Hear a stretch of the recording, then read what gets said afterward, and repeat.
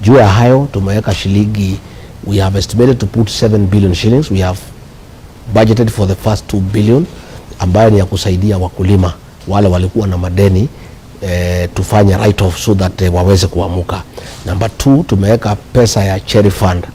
Cherry advance ni ya kusaidia wakulima na kwa interest ya 3%, wakingoja malipo wanaweza kuendelea na mambo zao. Kwa hivyo ni matumaini ya kwamba tegemeo letu ya kwamba tutasukuma bei ya kahawa mpaka shilingi 100 itafaa. Tuko na sheria imewekwa pale katika European Union. By 30th of November kuna mahitaji imewekwa, masharti imewekwa kiasi fulani ndio kahawa yetu iweze kuuzwa katika European countries, na ofisi yangu na Ministry of Agriculture inashughulikia kuhakikisha ya kwamba hizo sheria ambayo European Union imesema lazima itimizwe imefanyika, ndio tusikue na shida tukiuza kahawa katika soko ya Europe. Swali langu la mwisho, Naibu Rais, ni kuhusiana na swala la Adani. Kulingana nawe, ili hiyo shughuli ya Adani liendelee, ama kulingana nawe ni lini? Na ujumbe ambao unawaambia Wakenya ambao sasa wana kusikia kila mahali pote walipo, ujumbe ambao unawaambia waishi kwa amani. Mambo ya Adani mimi nilisema sijahusishwa kamwe, kwa hivyo sielewi. Mimi nasikiza kama Wakenya wengine wakilalamika. Hata iko siku nilikuwa pale Trans Nzoia kwa mazishi, alafu Senator wa Kisii Onyonka akakemea serikali sana juu ya Adani, na mimi sikumjibu kwa sababu sina habari ya kutosha. Na kiongozi mmoja akunipigia simu kunitukana, kwa nini wewe serikali inapigwa na utetei? Mimi siwezi tetea kitu ambaye sielewi. Kulingana na vile nasikia Wakenya wakiongea, inaonekana kama iko dosari, lakini sitaki niseme kwa hakika kwa sababu ni kitu ambaye mimi mwenyewe sijaiangalia nijue hasa kama ni kitu mzuri kwa Kenya ama hapana mzuri kwa Kenya. Lakini ni mzuri pia maoni ya Wakenya ichukuliwe, kwa sababu mimi nimesema sisi ni watu ya kuchaguliwa na watu. Ukishasikia Wakenya wanalalamika kuhusu kitu fulani, hakuna haja tuseme tupuuze ile wanasema. Ni mzuri pia kuwasikiza wanasema kiasi gani, wanasema kitu gani. Your Excellency, swala langu la mwisho inahusikana na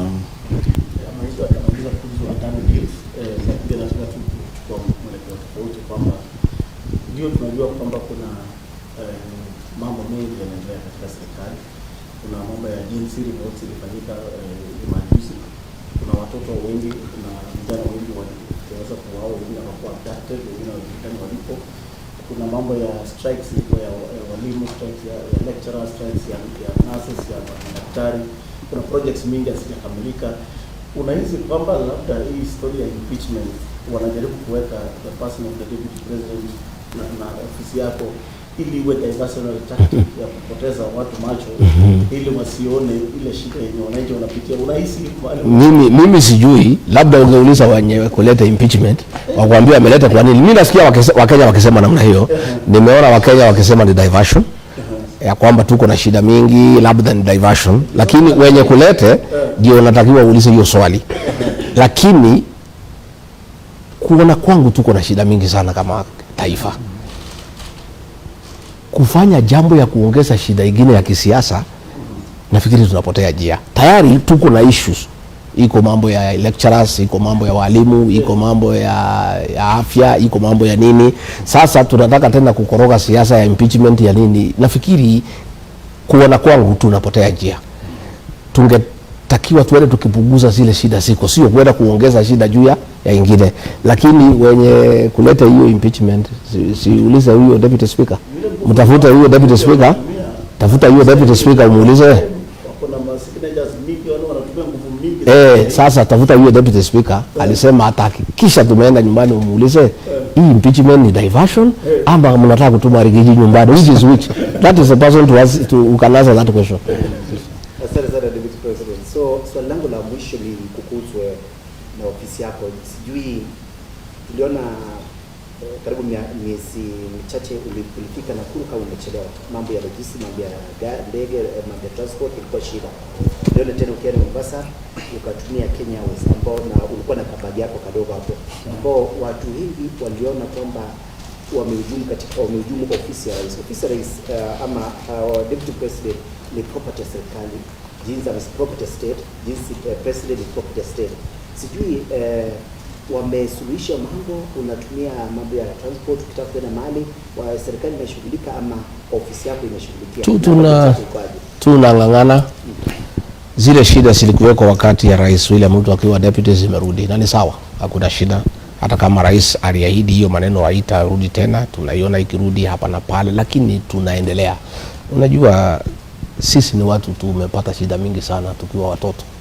Sisi tulizaliwa hatuna chochote, tulikuwa watu masikini, tulikuwa watu hatuna hata nguo, tulikuwa saa ingine tumekosa chakula. So hizi shida tumezoea. Hizi ni shida kidogo, hii ya kukosa ndege. Hii kwenda na Kenya Airways ni mzuri kwa sababu is the pride of Africa. Ni pride of the nation. I don't mind. Mimi sina maneno mingi. Most of the time mimi naenda na barabara. Ndege ikipatikana mimi naenda naye. Kama hakuna mimi naenda na barabara. And it's part of the job description. And tumekubali na hatulalamiki. Sio sisi wakati ya kushinda tukilalamika, tutafanya ile inawezekana tunafanya, ile tunapata iko sawa tunaendelea, lakini sisi tumezoea matatizo. Kubanisha tunatumia minisi yako na tunatafuta tutapata ya serikali. Many times I get ndege ya Kenya Air Force, naenda pahali nataka kwenda. Sometimes nachukua private, most of the time we drive. Tuko na magari ya serikali, tuko na petroli, hatuwezi lalamika. We are okay, I think we are okay. Matatizo ilikuwa hapo kidogo kidogo, inaendelea ikipungua. Your Excellency, this office of Deputy President inikana kwamba iko na nuksi. Wakati wa William Ruto alikuwa Deputy President from 2018 to 2013 to 2022, first term ilikuwa sawa. Second term of 2018 to 2022 alikuwa na shida mingi sana. Wewe pia umeingia sasa hii hata ndio umemaliza 2 years already, unapitia some of the problems kama yenye the President William Ruto alipitia. Sasa maybe going forward in future governments, what should the sitting president and deputy president do so that wafanye kazi kwa hali ya pamoja, hali ya kuelewana, ndio isilete mtafaruku katika nchi ya Kenya? Mimi sijui, lakini sijui haina nuks kwa sababu William Ruto alifanya mwaka 5. Ndio mimi naomba peke yake. Si ilifanyika na ikawezekana. It is possible. It is possible for the deputy president to work in peace at least for 5 years, because it has been done before. Maybe 10 years, because it did not happen for 10 years, we can question whether it is possible for them to work together for 10 years.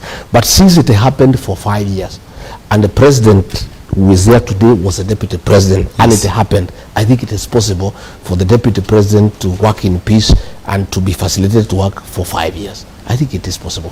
If this impeachment motion does not come, Your Excellency, do you think 2027 you are still qualified to be William Ruto's running mate? That is the decision of the president. President William Ruto is a presidential candidate. Me, I'm not a presidential candidate. So if he thinks that I can be his running mate and I can add value to his election and assist him in the management of the affairs of this country, I'll be more than willing to deputize President William Ruto. I don't have a problem. Sina shida. Asante. Naibu Rais, kama tuseme kama impeachment haitaletwa bunge, umezungumzia wale wa bunge kutoka eneo la Rift Valley ambao wako mstari wa mbele wakisukuma hiyo impeachment yako, isipofanyika tuseme, utakuwa tayari kuzungumza nao na kushiriki pamoja? Mimi sina shida na mtu yeyote. Hapa kwangu imefunguliwa. Bora usikuje kutukana na askari kwa mlango. Wewe kuja tu, uheshimu ofisi.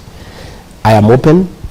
Na wale wabunge wanataka niende kwao, huyu msaidizi wa rais hawakubalie wanialike kwao. Watu ya Rift wale wananipenda.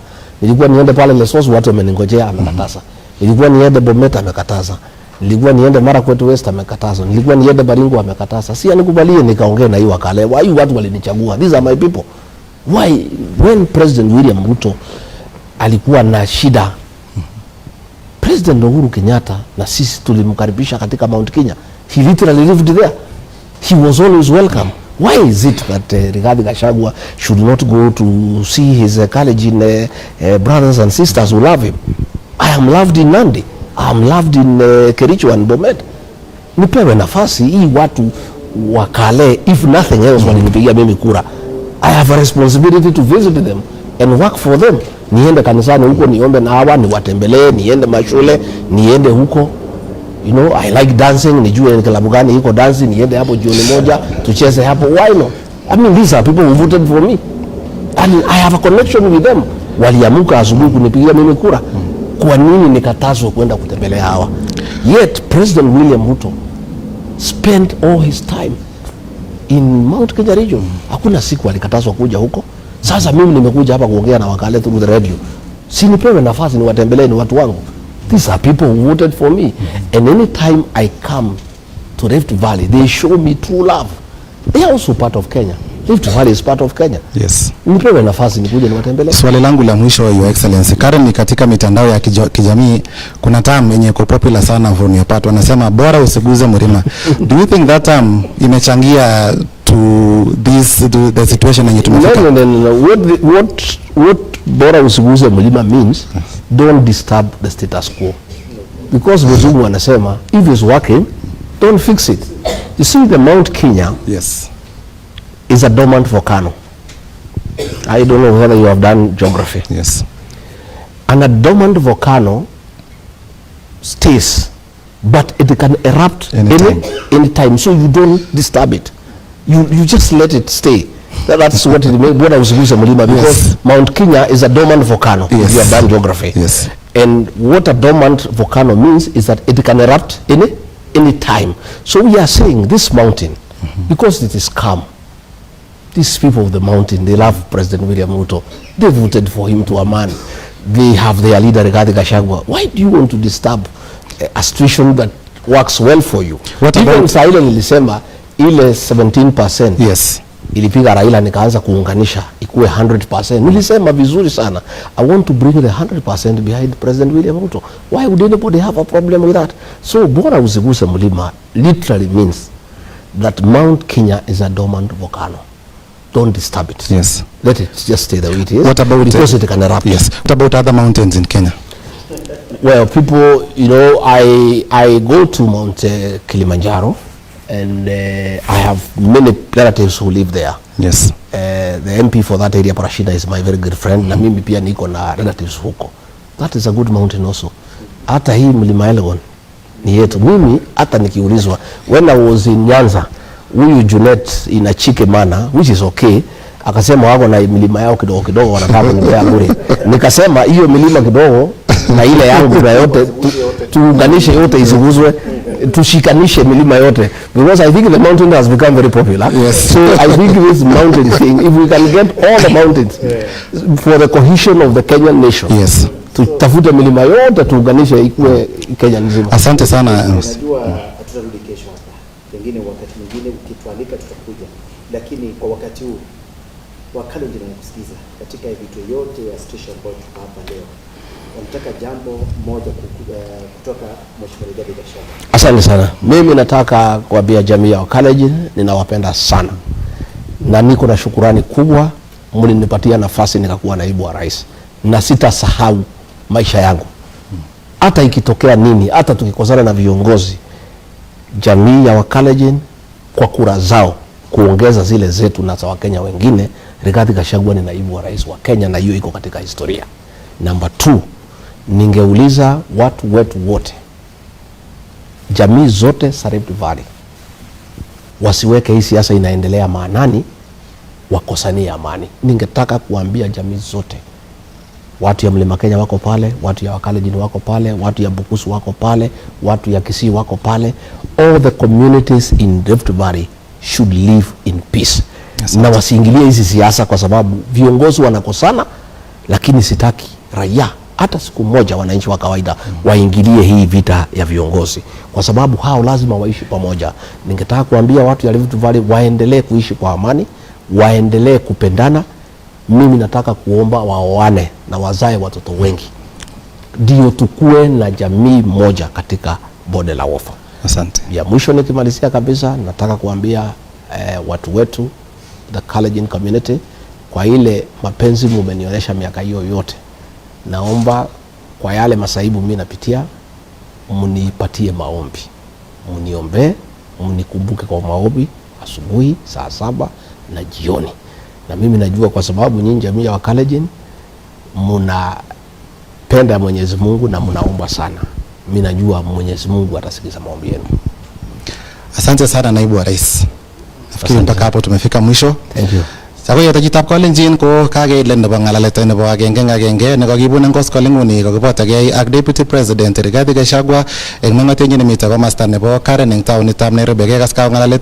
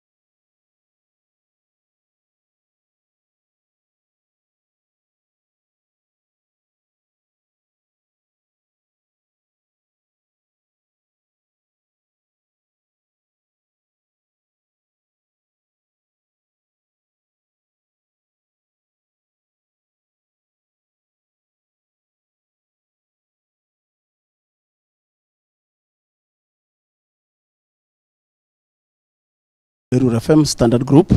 Asante sana Your Excellency kwa kutualika kwa residence yako. Asante sana Excellency, naitwa Elfas Lagat kutoka Chamke FM. Nimefurahi kuja, si utaita Village Mansion ama tutaicha, lakini nashukuru sana kwa kutukaribisha. Asante sana. Asante sana Mheshimiwa Your Excellency Deputy President for hosting us tonight. Tuko live kwa Kass TV, Kass FM, Kass Online na these other radio stations what I'm introduced. So tutaanza na the hottest topic of the day, hii mambo ya impeachment. Inasemekana kuwa kesho Tuesday watatable impeachment motion against the Deputy President of the Republic of Kenya. Are you ready for the impeachment? Asante sana. Karibuni sana. Kwanza ningetaka kuchukua nafasi hii kukaribisha nyinyi hapa katika makao ya kirasmi ya naibu wa rais wa Jamhuri ya Kenya, na nichukue nafasi hii kutuma salamu kwa watazamaji na wasikilizaji kule bonde la Ufa, kaunti ya Baringo, kaunti ya Nandi, kaunti ya Elgeyo Marakwet, kaunti ya Uasin Gishu, kaunti ya Bomet, kaunti ya Kericho, wale wako pande ya Kuresoi North, Kuresoi South, pale Narok South, na watu wetu wote marafiki zetu katika bonde la Ufa, niwasalimie sana na niwaambie ninawapenda, na hasa ninawashukuru sana, na ninakuanga na shukrani kubwa kwa vile walipata nafasi ya kunipatia kazi, kwa sababu Rais William Ruto na mimi, isipokuwa ni kura ya bonde la Ufa, singekuwa hapa katika hii makao. Mimi ni kiongozi ambaye hapo na shukrani sana, na watu ya Rift Valley nitawapenda siku zangu zote, kwa sababu ile heshima walinipatia ni heshima kubwa, na hata kama siasa inaweza badilika, ya kwamba Rigathi Gachagua ni naibu rais wa Kenya itakuwa kwa historia ya Kenya, na ni jambo la kujivunia sana, na haingewezekana bila usaidizi na kuungwa mkono na watu wa bonde la Ufa. Kwa hivyo mimi nataka niambie wananchi wetu, wapendwa wetu katika bonde la Ufa, ninawaenzi, ninawapenda, na niko na shukrani kubwa sana kwa ile nafasi walinipatia ya kufanya kazi.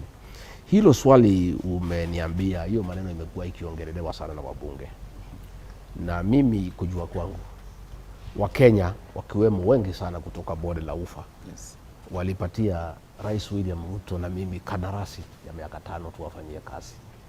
na hiyo miaka 5 bado haijaisha. Na kwa hivyo wabunge nao walipewa kazi yao kwenda kufanya pale katika bunge. Yes. Rais wa Jamhuri ya Kenya na naibu wake wamechaguliwa na Wakenya. Sisi, mimi na President William Ruto tulichaguliwa na watu milioni 7.2. Kusikia ati wabunge 200 wanaweza kusema yule kiongozi alichaguliwa na watu milioni 7 hafai, hilo ni jambo la kushangaza sana. Na hasa nikiangalia mimi ninahusunika sana, kwa sababu nikiangalia ile ahadi tulitoa kwa Wakenya, wakiwemo watu wa bonde la ufa. Yes. Mambo ya barabara, mambo ya maji, mambo ya stima, mambo ya kupeana title deed, mambo mingi sana tuliahidi, na mambo hayo mengi hatujatimiza. Wananchi, supporters wetu na Wakenya wengine, hata wale wakupatia sisi kura, wangali wanagoja.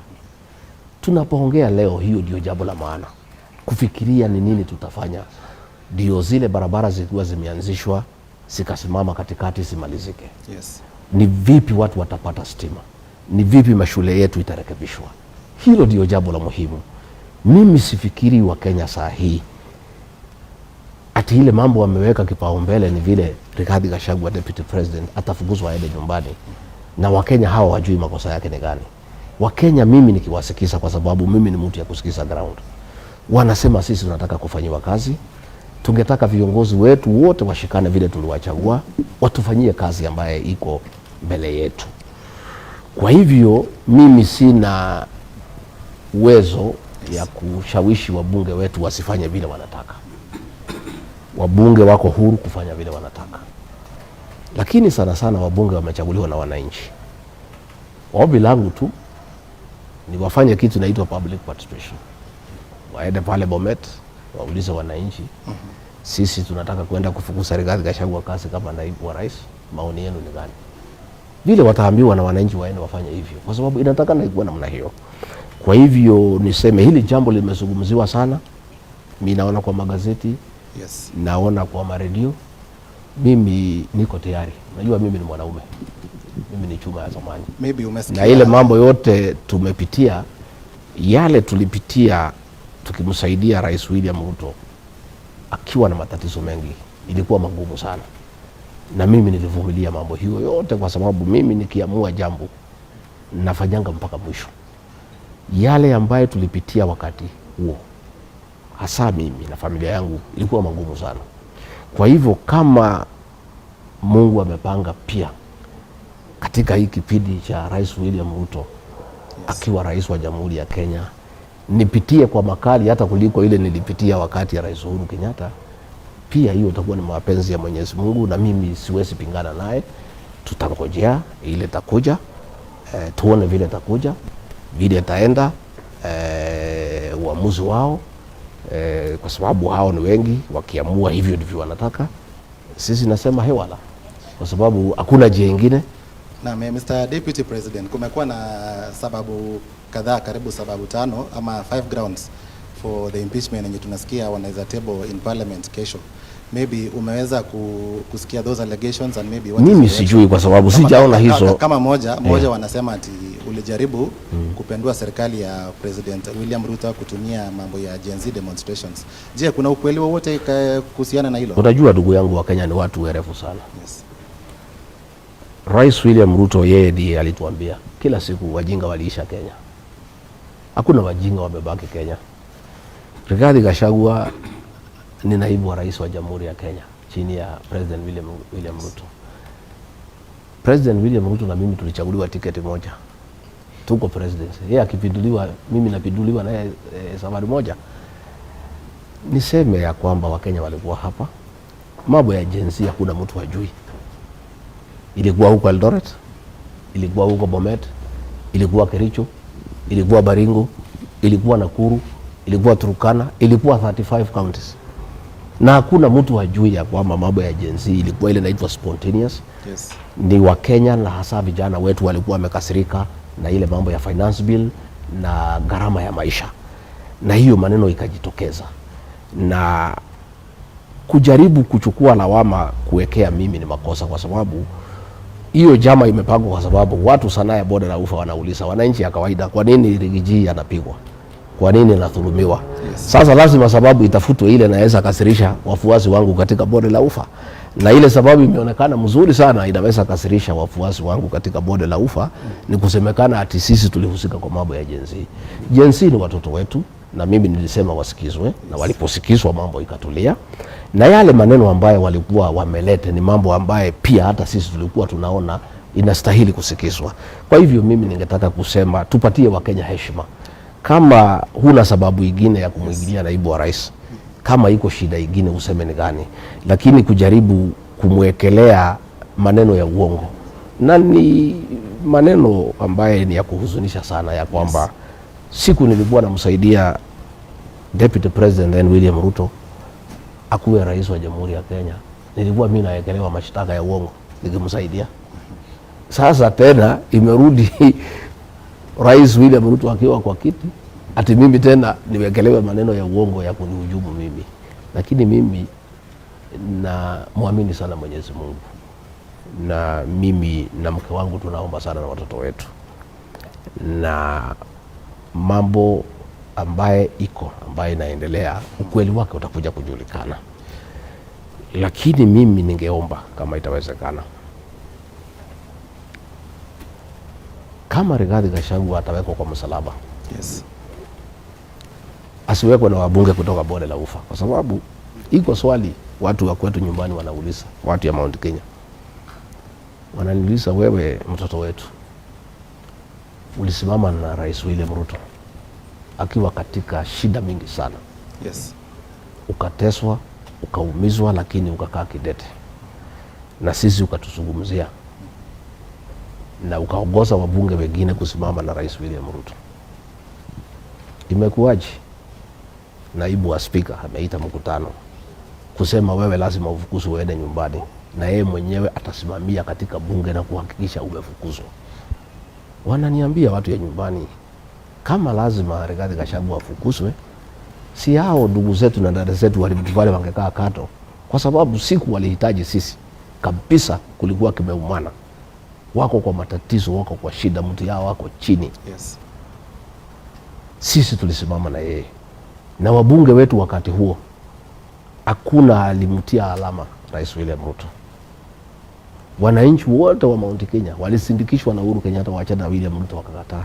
Sasa watu ya nyumbani wanauliza, hawa ndugu zetu na dada zetu tulitengeneza urafiki na hawa, ni mwaka miwili tu, mbona hao ndio wako kipaumbele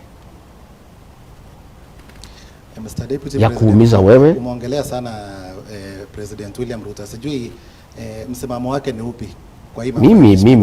Mimi Rais William Ruto, siku nilimuuliza hiyo maneno, nilisikiza kwa umbali, alikanusha na akanihakikishia ya kwamba hawezi kubali maneno kama hayo. Lakini sasa ile kitu inashangaza ni ya kwamba wabunge wa Rift Valley ndio wako kipaumbele kuchukua masignature kusema wanataka kunifukuza kwa kazi. Na watu wa Mount Kenya wanauliza, wewe mtoto wetu ulituambia huku adikaniana chochote na Rais William Ruto kwa sababu unamwamini na unaamini watu yake. Imekuwaje Rais Uhuru Kenyatta alipatia nafasi mwaka 5 wafanya kazi bila kusumbuliwa? Imekuwaje wewe mwaka 2 umeanza kupata matatizo? Lakini ile inawakera sana ni kwamba wabunge wa Rift Valley ndio wameshika shoka ya kunipasua kichwa. Je, unaona wanauliza, kuna msukumo from president? Mimi sijui. Sasa ni ile swali tu, boss, na wameniambia niulize watu ya Rift Valley. Na swali watu wetu wanauliza ni hii, wanasema ile tatokea ni sawa, sisi tutakubali kwa sababu sisi hatuna uwezo.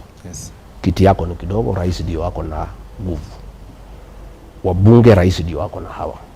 So watu wa nyumbani Mount Kenya wanasema bas, kama ni hiyo, sisi ni wanyonge. Sisi hatuna chochote tunaweza kufanya. Lakini swali mimi nataka niulize jamii yetu ya Wakalenjin.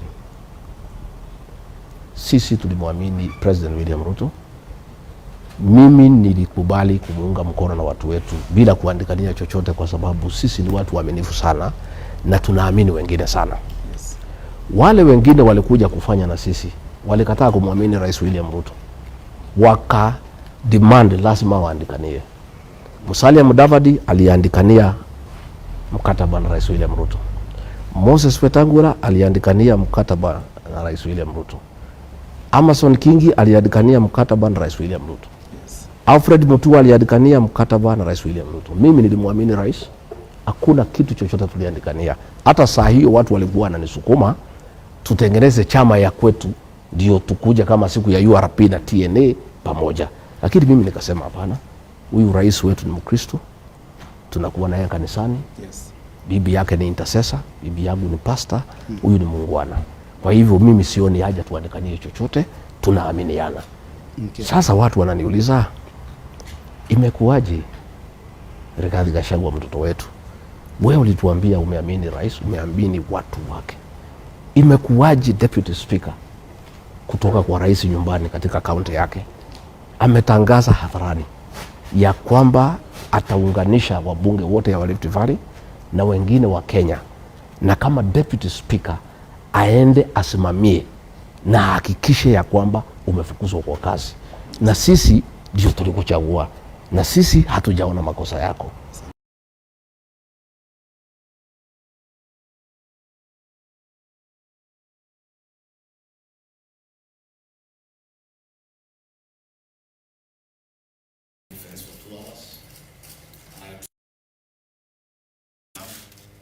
Allow me to respond in silence.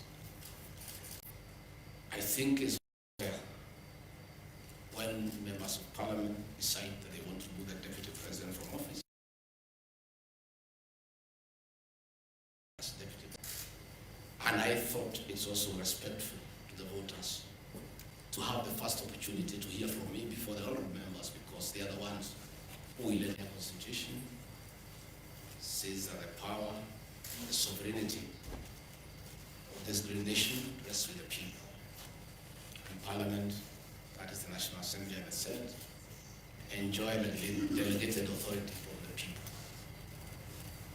It is therefore very important that the people who elected me as Deputy President get my response of the very outrageous accusations against the Deputy President that have no basis, that is sheer propaganda, that is a scheme to hold me out of office because of other political considerations, and has nothing to do with violation of the Constitution. It has nothing to do with gross misconduct, and it has absolutely nothing to do with committing international or national crimes. The people of Kenya are therefore entitled by right to hear from their Deputy President what is his response to those outrageous allegations. Again, an attempt to do a public participation in a very short exercise that was done. My response was not part of what was presented to the people of Kenya. The people of Kenya were being asked to give their views as to whether the Deputy President should be impeached from office, and the accusations were attached, but in a highly legalistic language beyond the comprehension of many Kenyans. But the response of the Deputy President was not there to enable them make an informed decision by listening to the charges against him and listening to his response.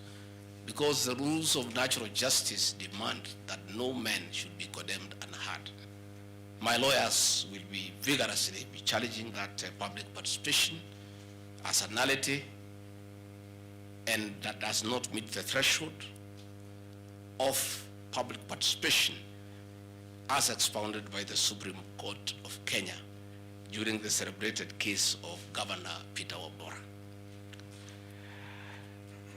The motion alleges that 2 years since assuming office, Rigathi Gachagua has acquired property and wealth whose estimated value is 5.2 billion, despite his known income by way of employment is 24 million. This is extremely outrageous. Honorable Mutuse goes ahead to give properties that he alleges are owned by one Rigathi Gachagua. I trust he was just given a document to sign. Had he taken some bit of time to do some research, he would not embarrass himself in the National Assembly. James Derito Gachagua was the governor of Nyeri and died in London on the 24th of February 2017, and yours truly, Rigathi Gachagua, was by his bedside. Prior to his death, 3 or 4 weeks before, in privacy, he wrote his will and appointed Rigathi Gachagua as an executor of that will, jointly with Mwai Madenge, his close-time buddy, who is a quantities affair, and celebrated lawyer Njoroge Regeru. The three of us were tasked to manage his estate. In the will, you'll be given a copy. He did put his properties and assets and cash and anything that he owned in this world. And among the things that he did put was the Olive Garden Hotel, the Vifingo Beach Resort, the Queen's Gate apartment, and Langata high-rise flats. It is these 4 properties that the Honorable Mutuse alleges in the National Assembly that Rigathi Gachagua has acquired them after becoming Deputy President in 2022 when Derito Gachagua died in 2017. It is the most embarrassing allegation a member of parliament can table before the National Assembly. Those properties were constructed and were in operation when the late Gachagua was alive. I take this opportunity to ask for forgiveness to my late brother, James Derito Gachagua, that today, as your younger brother defends himself, he'll defile your privacy by distributing your will that you wrote in privacy. That your properties that you worked so hard for many years to benefit your wives and children are now a subject of discussion and are alleged to be proceeds of corruption. How unfair, how cruel can you be to a dead man? A man who worked so hard, a man who gave his life for his family, to buy plots, to construct property, and leave them in his death for his children and his brothers and sisters. And then you go to the floor of the House and allege that those properties are production of corruption. My dear brother, rest in peace and forgive me for having joined politics. Because were it not for politics, you would not suffer this shame. Your children are crestfallen as they see their properties being splashed in newspapers as proceeds of crime. The Olive Garden Hotel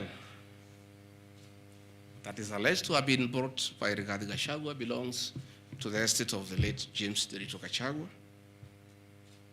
And in his will, he directed that we sell all his properties and divide the proceeds among his brothers, sisters, wives, and children. We, as the executors of his estate, and I want to pay tribute to lawyer Njoroge Regeru and Mwai Madenge for their commitment and sacrifice to the Gachagua family. Many executors who have been given properties to run by deceased people end up misusing them and depriving the beneficiaries. These two great men and myself, because my brother knew I'm an honest man and a fair person, and he knew his family would never suffer in my hands. We were able to sell Olive Garden Hotel at 412 million and distributed the proceeds to the beneficiaries as directed in his will. We registered his will in the High Court of Kenya and were given the probate. And my late brother, in his wisdom, left Rigathi Gachagua 5% of his wealth. I was therefore able to get 20 million shillings from this sale. That is money that is in my account that again I'm told they are proceeds of crime. He left my mother 5% of his wealth, another 20 million shillings. And since my mother is dead, my late brother, because he trusted me, had put in his will that I hold my mother's shares in trust. So that is another 20 million shillings in my account. Again,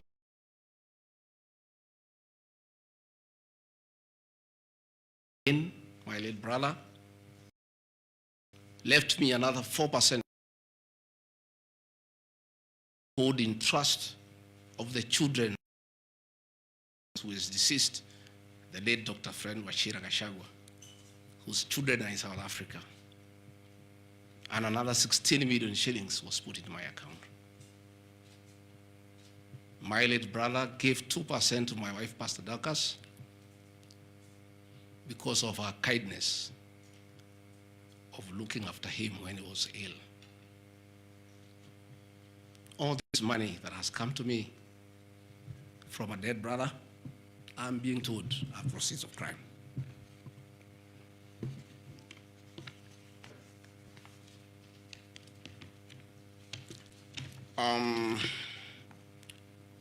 Queen's Gate Service Apartments, another property belonging to the late Gachagua, is another property that I'm told I've bought as when I'm deputy president. That is why I have 5.2 billion worth of money.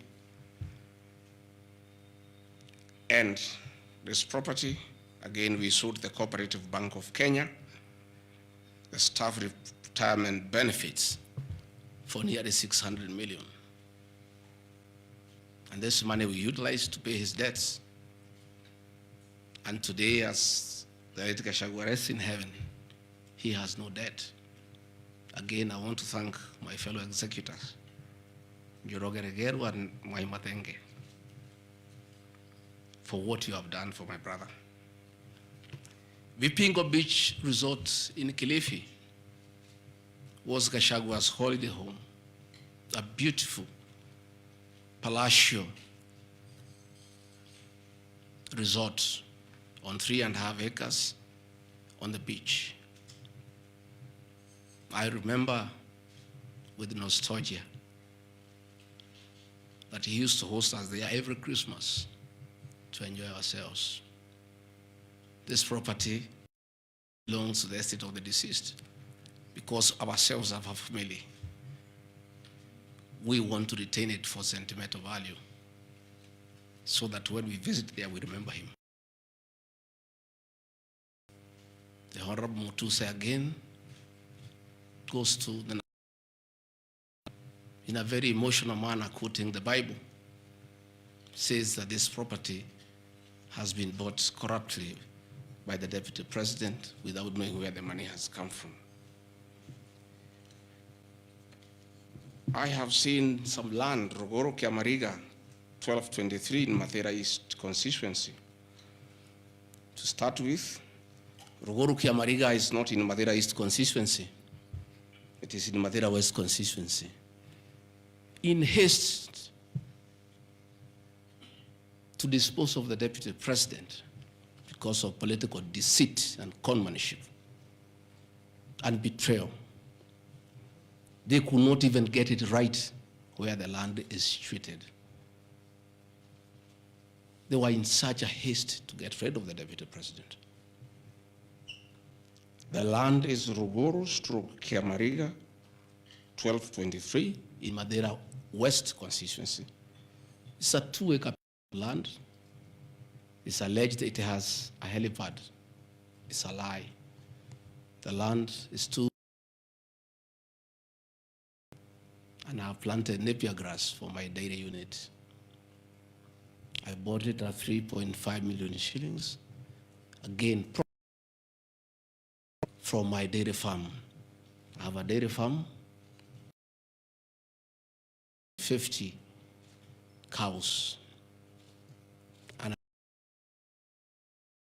I do make an income of almost 1.5 million shillings every month. They afford to buy 2 acres of land. And I take this opportunity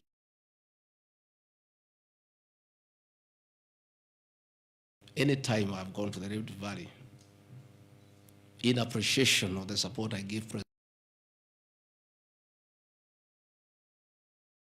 gives me a cow or 2. And within 2 years, I have the largest dairy farm in Madeira of the Kalenjin people. I want to thank them for their kindness.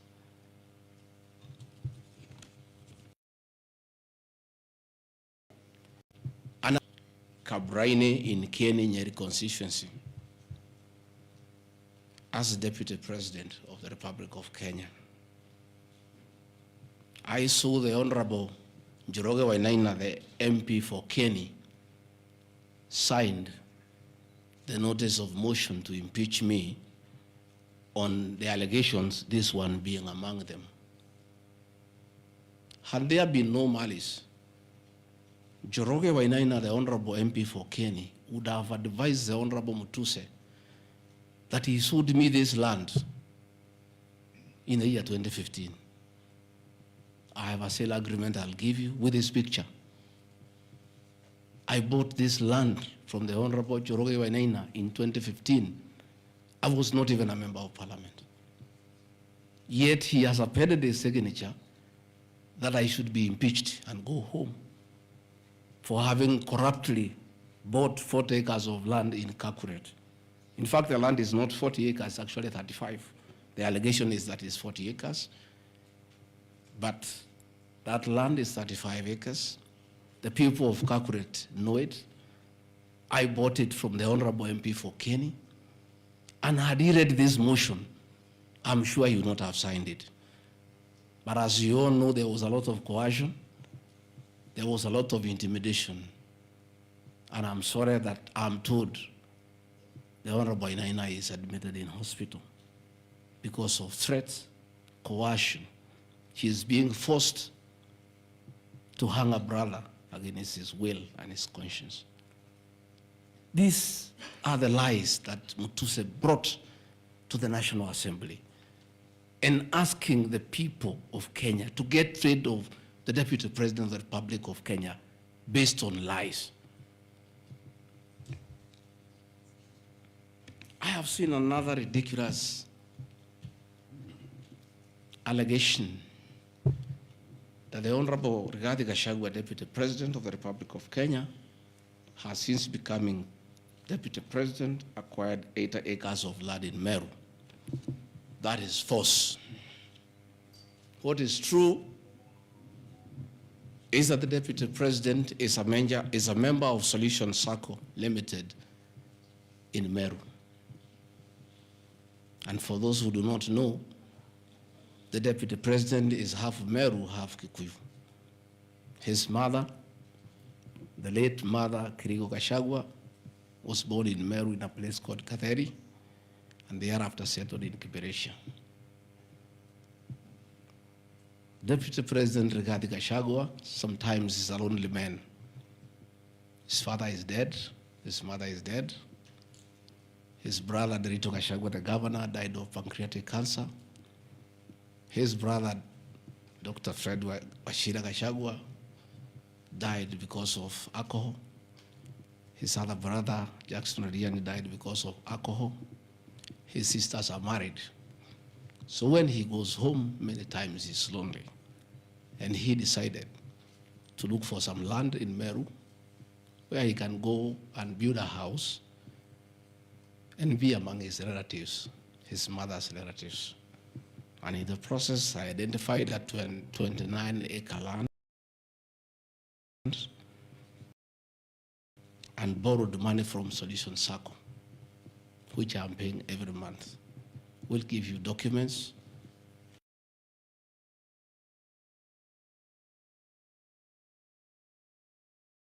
That I have bought from a loan that I have taken as a member of Solution Circle in Meru, the land of my mother, and which I call home. I have seen an allegation that I have a dairy farm in Nyandarua. I don't have a single animal in Nyandarua. I have some little land in a place called Shamata, but I'm yet to do anything about it. I think I just mentioned it to one of the member of parliament for that area called Gachagua that I would like to start a dairy farm. And I think in those rumors in parliament, the Honorable Mutuse went ahead to say that I own a dairy farm in Nyandarua. I own no such farm today, but God willing, because of the good climate in Daragwa, in Shamata, one day, God willing, I'll have a huge. I have seen companies listed just to create an impression that Rigathi Gachagua is doing business. I want the people of Kenya to know that Rigathi Gachagua was a businessman before he became a politician.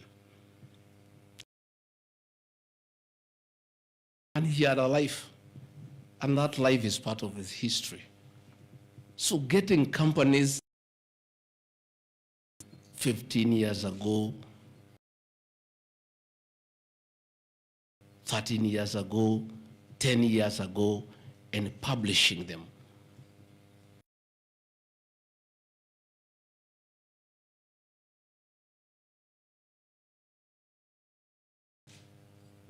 I left university in 1989. I left for the private sector for another 15 years. In those 15 years, I was a very astute businessman.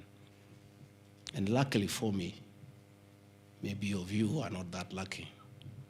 It was during the Kibaki era when things were working. The economy was strong, business environment was right, and there was room to make money. And I made money that time. Those are old companies, and they are not trading. And when I became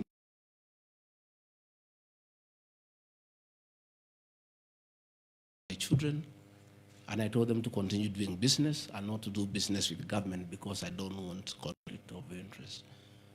I want to confirm to the people of Kenya tonight that no company owned by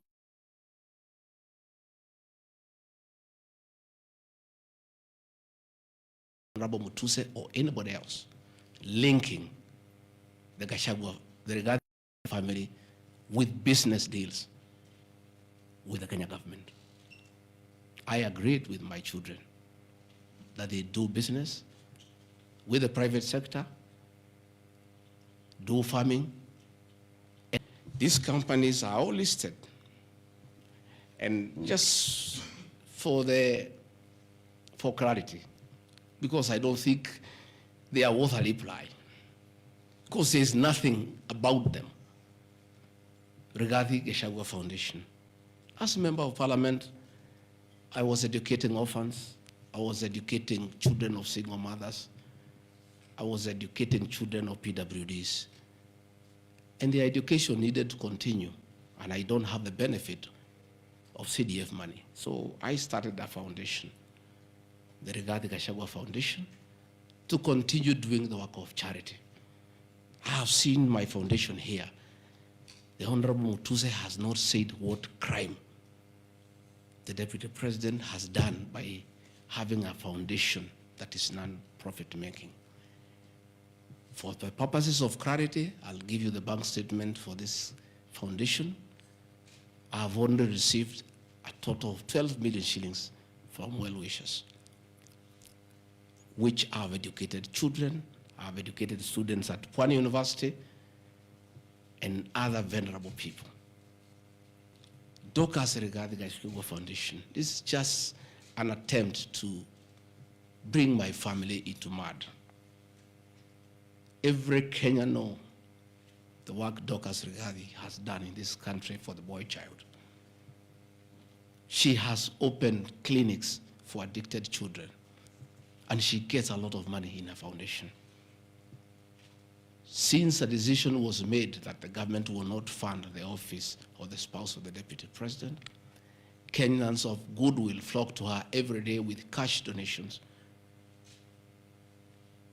with material donations, for her to continue with a very good program she's doing of rehabilitating children in Kilifi, in Mombasa, in Nyandarua, in Laikipia, in Nairobi, and her work is well documented. I am yet to see from the mover's motion what crime the Rigathi Gachagua Foundation has done. There is no allegation, there is no evidence, there is nothing. Against the Rigathi Gachagua Foundation, there is nothing. Spiritway Limited is a company registered by Dorcas Rigathi that does work with the church ministries. This ministry has not traded, does not even have a bank account.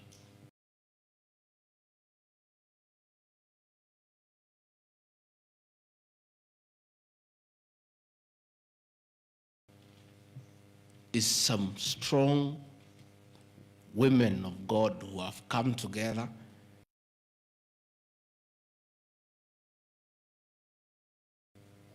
to preach the gospel.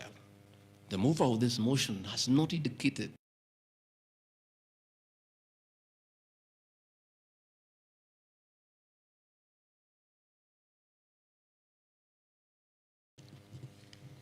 Calvary Creed International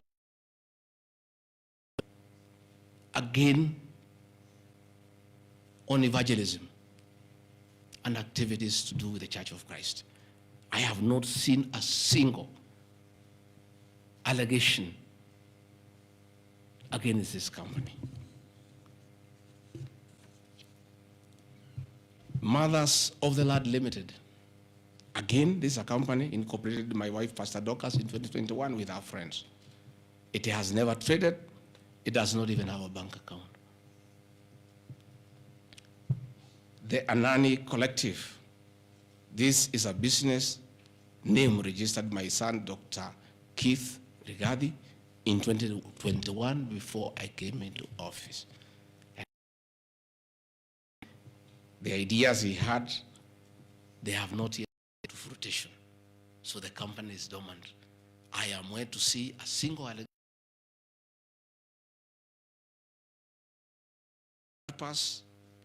Apartments Limited, a company that the executors of the late Gachagua put together to manage Langata View Apartments. The late Gachagua left 80 apartments for his children in Langata and asked us to sell and the proceeds to the wives, the children, and the brothers in a formula that he gave. In a family meeting that I chaired, we agreed as a family that we should not sell the flats. We should share them so that everybody can be getting a rental income. In that formula, because of the shares he gave to me, I have 10 flats. His daughter has 10, his wife has 5, another one has 2, another has 1. So we did put this company together called Grand Bypass Apartments Limited. This is a company that will be managing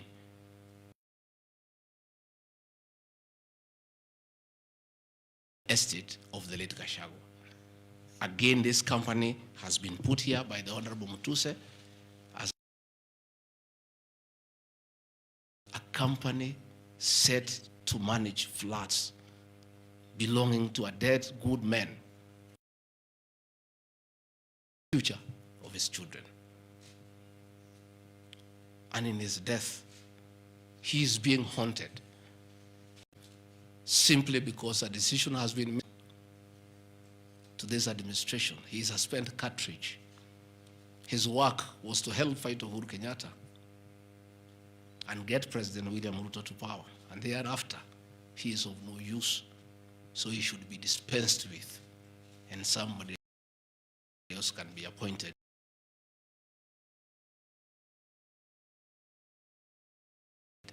Again, it's the will of the Kenyan people. That is the viciousness that we are even fighting the dead. How insensitive can we be? What is this power thing? That you even fight the dead for you to entrench yourself in power and get rid of your perceived political enemies. I appeal to the people of Kenya to have respect for the dead, if nothing else.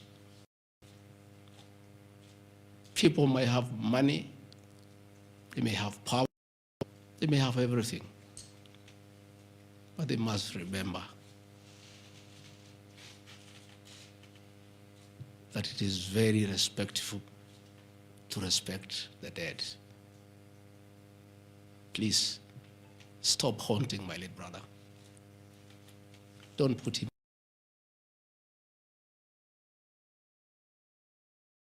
He committed no crime by working hard for his children and entrusting his brother, Rigathi Gachagua, to look after that property.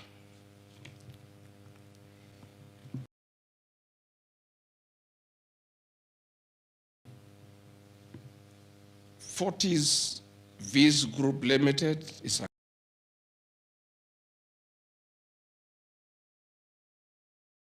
company incorporated in 2023 by my son, Kevin.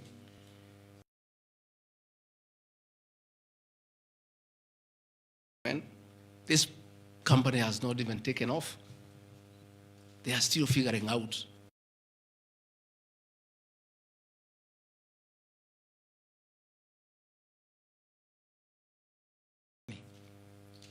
and find out what is not happening. This company has not even started. These are young people, children. Why do you want to destroy their future? You want to destroy their father. These are innocent boys who have decided to invest in their own country. Why do you want to destroy them? You can destroy Rigathi Gachagua, fair enough, he has lived for 59 years. But these boys, hardly 30 years. Why do you want to destroy them?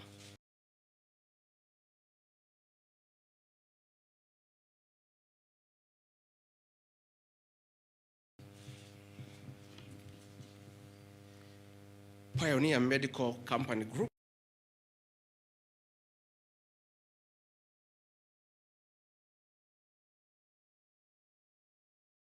Why are you bringing it to Parliament?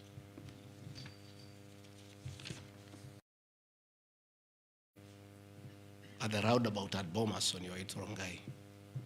And we built this company from scratch. And it's been in existence for years.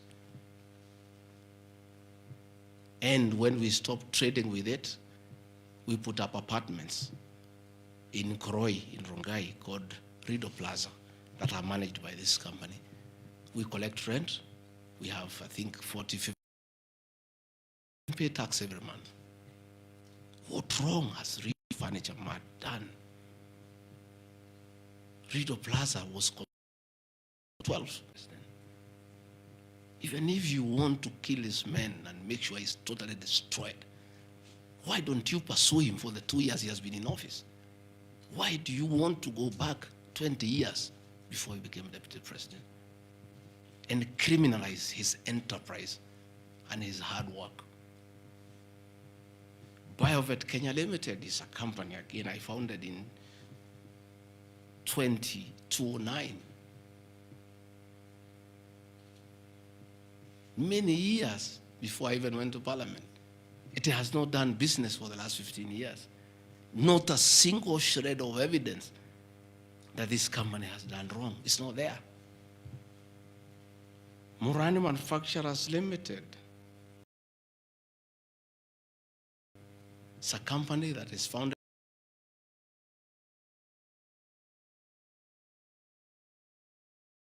by a character from our village and sold some shares to my wife and my children.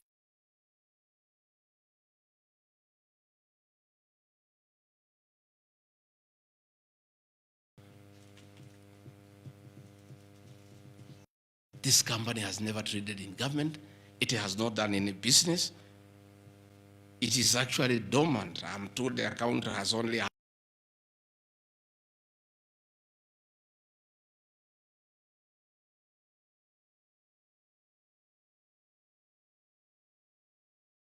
have some shares in a company that has 132,000 shillings.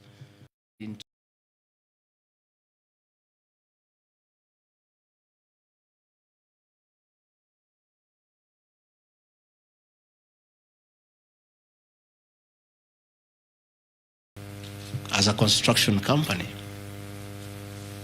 this company owns a lot of property that I bought in those years when the economy of this country was on sound footing. Since I became deputy president, we ceased all activities of this company. It has not done a single transaction with anybody. The company is dormant, but it owns property.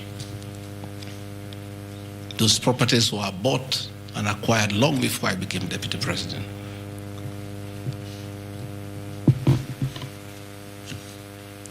Cosmea Venture Limited is a company that was incorporated in 2018 before I became deputy president by my sons.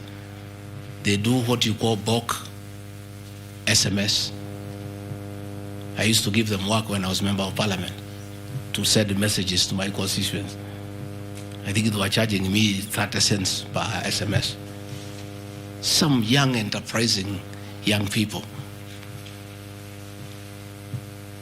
Company 2018, it doesn't do business with government. It is not accused of any wrongdoing by anybody, anywhere. It's just putting the name there. Royal Crimson Ventures Limited, again, incorporated in 2018 by my children to do their little business. No allegation of any wrongdoing has been annexed to the motion. Kurito Properties Limited, again, this is a company that me and the co-executors put together for the purposes of managing the Vipingo Hotel. No details of any accusation, any wrongdoing, nothing. Crystal Kenya Limited, this company I founded in 2009. And when I became deputy president, I gave out my shares to my children, and myself and my wife, we got out and asked them to continue doing business. My two children, like their father, very enterprising.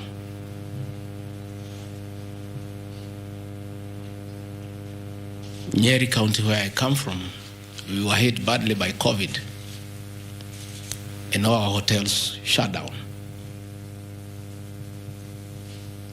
Hundreds of jobs were lost.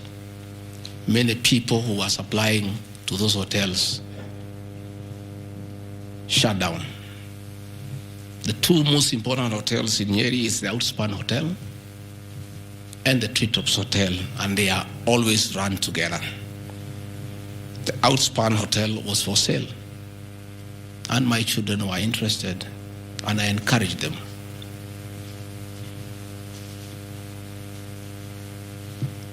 Treetops Hotel cannot be sold. It belongs to KWS. It's a government hotel. You can only lease. And the person who owned Outspan Hotel had also leased the Treetops Hotel.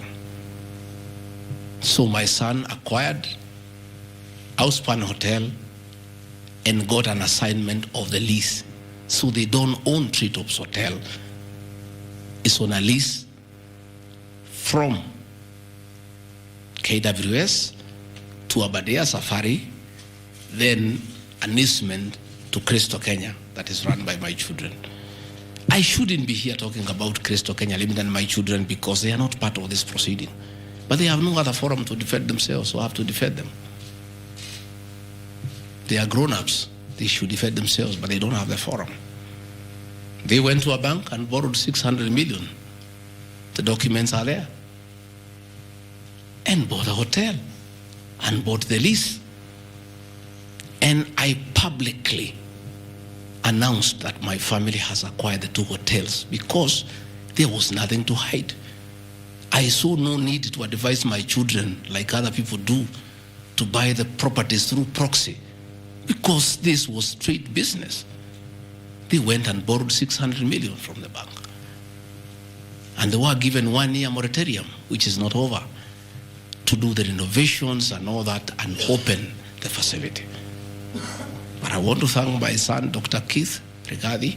He worked very hard. That I think last month or so, I was at the Treetops with the British High Commissioner to open the Treetops. The Treetops is so important to the people of Nyeri and the Aberdare ecosystem. It is in the Treetops Hotel that Princess Elizabeth slept as a princess and woke up as a queen. And when that facility was shut down, it was very devastating to the people of Nyeri and the Aberdare ecosystem. So when the people of Nyeri heard that the son of the deputy president is interested in leasing that facility from KWS and reopen it, there was joy and ululation in the Aberdares. Since this hotel opened, 45 Kenyans are back to work. The mama mboga we talked about during our campaign are supplying vegetables to that hotel. The local butchers are supplying meat to that hotel. The traditional Moboko dancers come every weekend to entertain the tourists and get some payment. The tourism circuit of the Aberdare is back because of these two young men who are now being demonized as crooks, as criminals, who should not invest in their own motherland because they are the sons of the deputy president. The deputy president of the Republic of Kenya spends a lot of time in one of his functions that he has been given by the president to coordinate development partners and look for investors. Why should the deputy president go to look for foreign investors when his own children can invest at home? Children of many other people I know hide their money in Dubai and Cayman Islands. They don't want to invest here. What crime have the children of the deputy president of the Republic of Kenya committed by borrowing money from a bank to buy a hotel and spur tourism, create employment, and spur business within the local environment? These boys are so demoralized, asking me, Dad, why didn't you advise us that it's a crime to be your children? that we have no life of our own, that we shouldn't invest in our own country. And if we dare to invest, we should do it at our proxy so that we conceal our identity. Are we criminals by virtue of being your children? That's a question my children are asking me.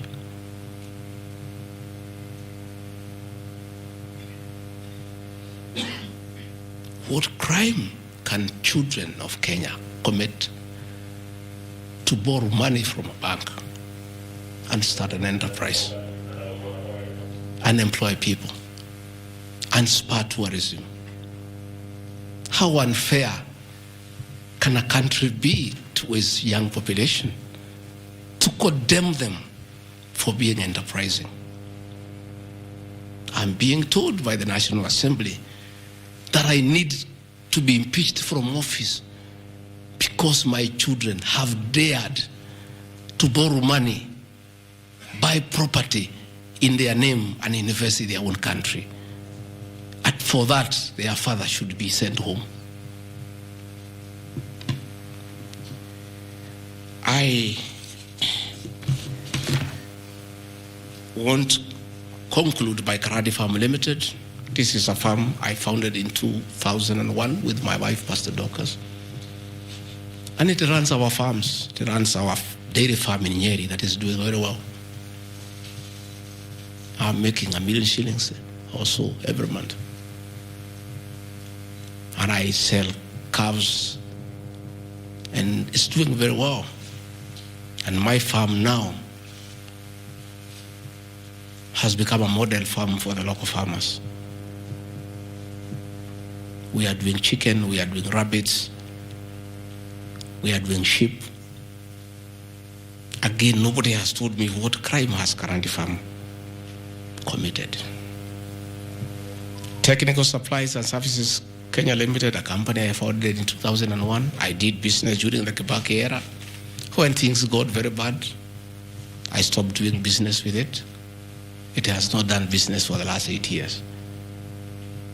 And of course, in the 2 years I've been deputy president. I want proof. Tomorrow, the National Assembly to table proof what these companies have done. They will be very embarrassed before the people of Kenya.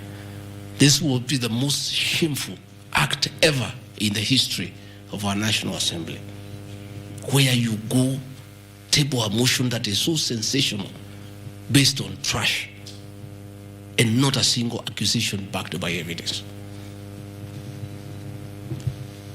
I have seen an allegation that exerting influence on officials of the Ministry of Lands to issue an allotment letter to Amunyoro Investments Limited and using the fraudulently acquired documents to support a court case.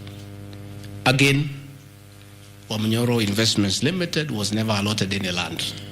This parcel of land, 209/12077, Amunyoro acquired at 24 million shillings in the year 2012. The documents are there, we'll give them to you. Purchase from a third party. Somebody went to the National Land Commission and lodged a case and claimed the property belonged to him, a former senior outside the Ministry of Lands. And the National Land Commission made a determination, the records are there, that the land belongs to Amunyoro Investments Limited. Again, he went to the High Court in the year 2022. I was not deputy president. I made my witness statement before I became deputy president. I supplied all documents before I became deputy president. I did not file any evidence as deputy president. And the matter was concluded, and the High Court issued a judgment. We'll give you the judgment that the land belongs to Amunyoro Investments Limited. I am told that they have appealed the judgment. I invite the Honorable Mutuse to apply to be co-joined in the appeal, and then he can argue his case. This is a matter that has been adjudicated by the High Court of Kenya and made a determination. And you want to bring it to the National Assembly. The matter is alive with the Court of Appeal. It is sub judice to even discuss it in Parliament. because a determination has been made. Irregular procurement of mosquito nets at a cost of 3.7 billion. I saw a huge headline from the Star newspaper, planted headline. This is the most ridiculous headline I've ever seen, and this is the most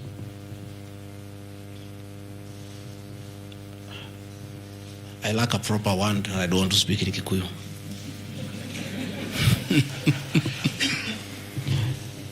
I think somebody needs to give me some water. What I'm looking for.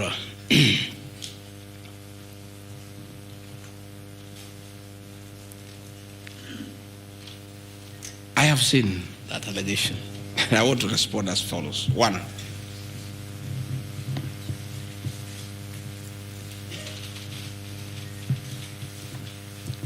there is Andrew Mulwa. He has sworn an affidavit with the false allegations, and he had better be very careful, because he has made a statement on oath. In the affidavit, he says that Deputy President was involved in KEMSA 3.7 billion irregular procurement of malaria nets, either directly or through proxies. Further,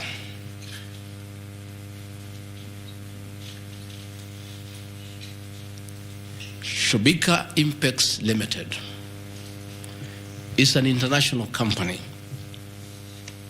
the fourth largest manufacturer of mosquito nets in the world. It has done many tenders with KEMSA, with the Global Fund, countries in Africa, in Asia.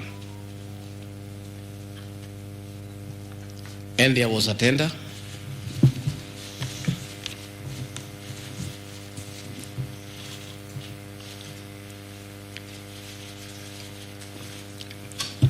There was a tender funded by Global Fund through KEMSA, and it was an international tender for manufacturers. The company owned by my son Christo Kenya Limited are not manufacturers, and they did not participate in any way in the tender. In any way. What happened is that in the year 2014, 8 years before I became Deputy President, Shobika Impex Limited appointed Christo Kenya as their local agent, whose work is to do their errands and follow their supplies at the ports of entry. Christo Kenya did not participate in this tender. It was done by Shobika. KEMSA wrote to Shobika and said, your tender was not successful because you had a problem with pagination of your security document. Pagination. Those of you who have done tenders, you number the pages. And if they are not right, you can be disqualified. And therefore, they were told, can you come and collect your bid board, your original bid board? That's what happens. If you participate in a tender and you don't win, you are asked to collect your bid board. And they kept on coming to collect the bid board. It was not available for almost 3 months. And they asked the local agent, that is Christo Kenya Limited, can you follow up on our behalf? We participated in this tender. We did not win. We have a letter asking us to collect the bid board. We are waiting for it because this is money that is tied as our agent in Kenya. Can you follow up?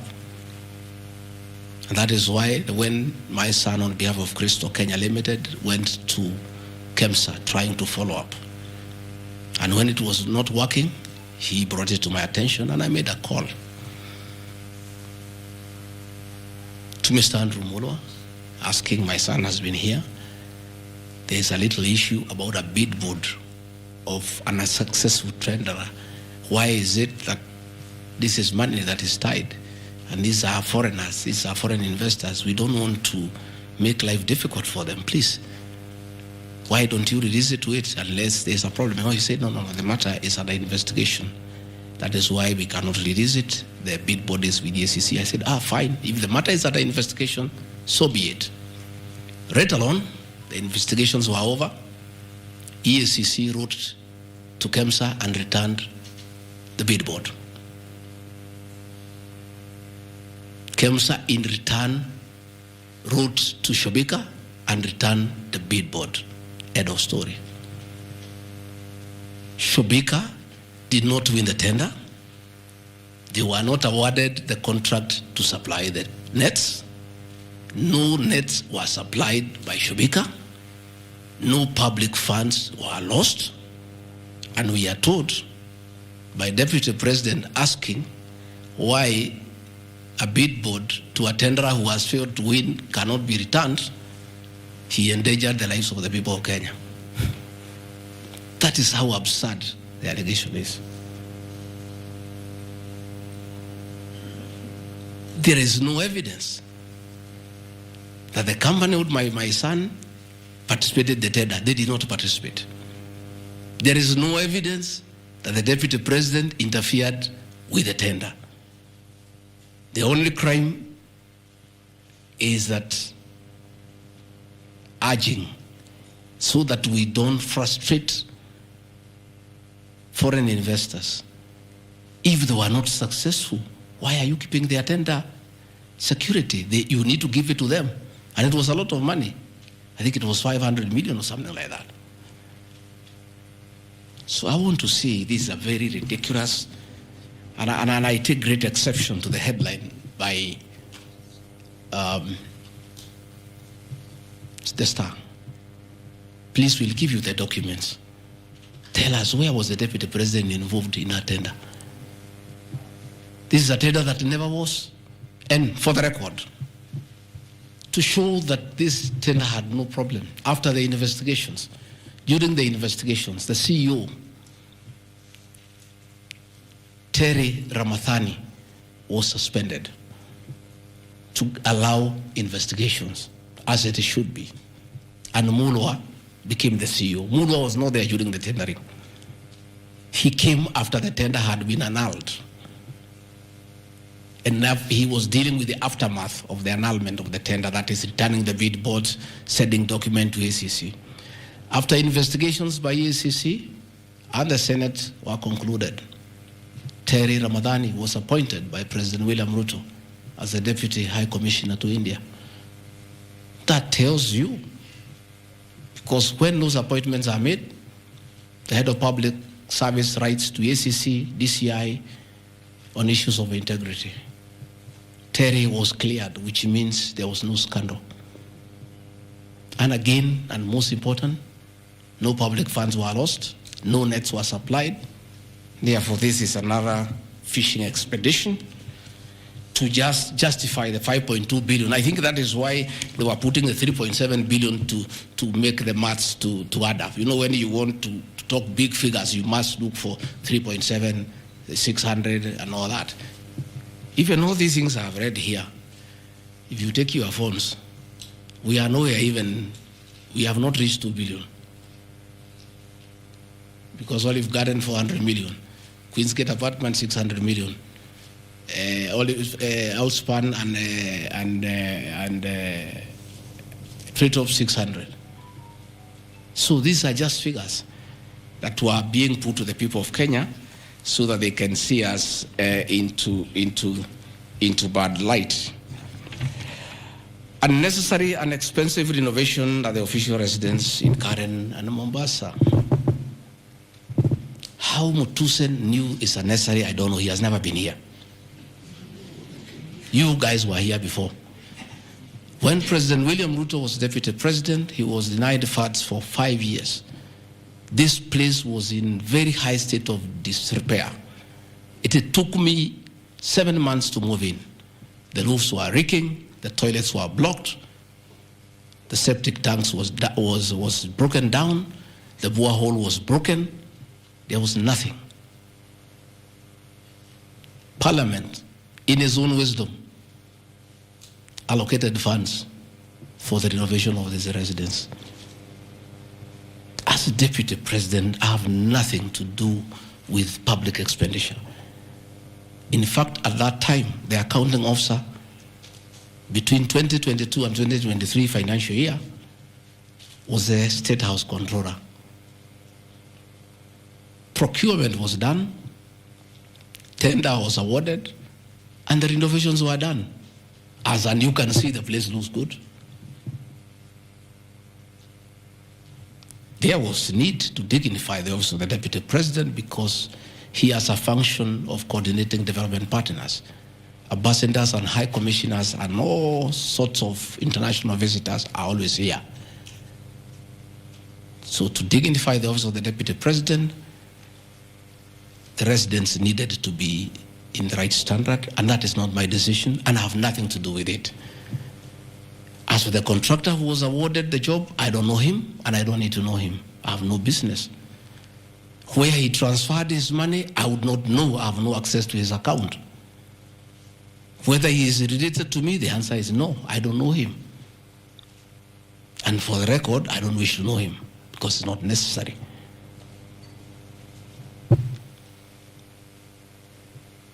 Government expenditure is audited every year by the Auditor General. Since this office was under the executive office of the Deputy President for that financial year, the Auditor General did her inspection and gave us a clean bill of health. The renovations that were done were not highlighted with having any audit query. If the Honorable Mutuse had taken his time to look at the Auditor General's report, he would not have brought this baseless accusation. And even if there was an accusation, it should be directed to the accounting officer, who is the State House Controller, not me. I don't deal with procurement. I don't deal with financial management. I don't deal with anything to do with public finances. But since the matter has been raised, I have to answer to it. I have looked at the Auditor General's report, clean. I have looked at the contract, it's signed by the Controller of State House. As to the work, that I can attest, they did a very good job. And this residence has been dignified. The same with the residence in Mombasa. You know, the residence in Mombasa is where President William Ruto and his wife, Mama Rachel, were chased away, and the house allocated to the regional commissioner. And on assuming office, I took up the residence. It was in state of disrepair. Again, it was renovated. It's a good place. And I normally go there when I go to Mombasa. And it makes a lot of sense, because before the renovation of that residence, anytime I went to Mombasa, I normally have a huge delegation of security people, hospitality, and all that goes with the office, not really me. The bills were very expensive. It makes a lot of sense to have an official residence for the Deputy President in Mombasa, so that when he is there, you cut down on public expenditure.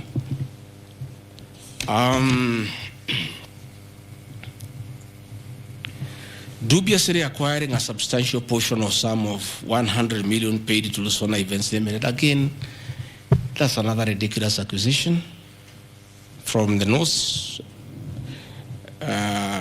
This is people who give services here for events. We have many meetings. You have come here for IBEC. There are tents put up here to the required standard. We have meetings here for development partners. This is a very busy residence. Most of you have been here. Again, I don't get involved in procurement. That is the work of the accounting officer and his team in public finance management.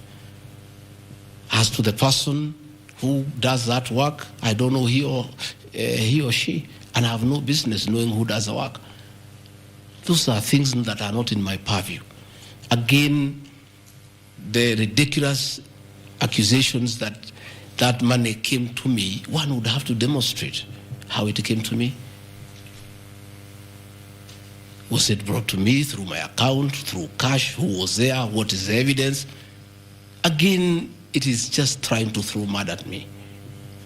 And I want to say that that accusation is baseless, and we believe, we want to see the mover of the motion coming up with tangible evidence. Again, these accusations lack particularities and specifics. They are just generalized accusations.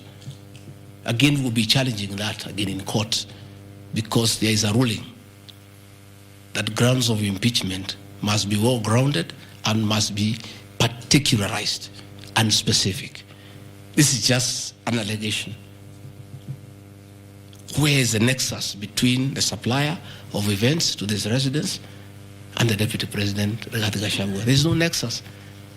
I don't know the person. I don't know the company. I'm not involved in the procurement. I don't even know how it is procured. All I do is I want events and they are arranged and I take part in those events.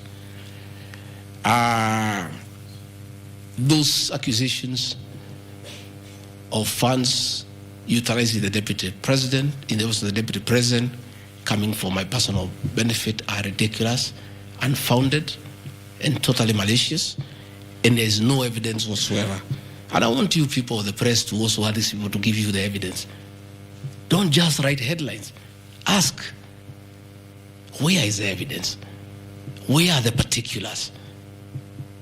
You know, you don't just allege, oh, this particular supplier, this money went to the Deputy President. Yes, fine, that is good. How? How did it go to the Deputy President? You must explain.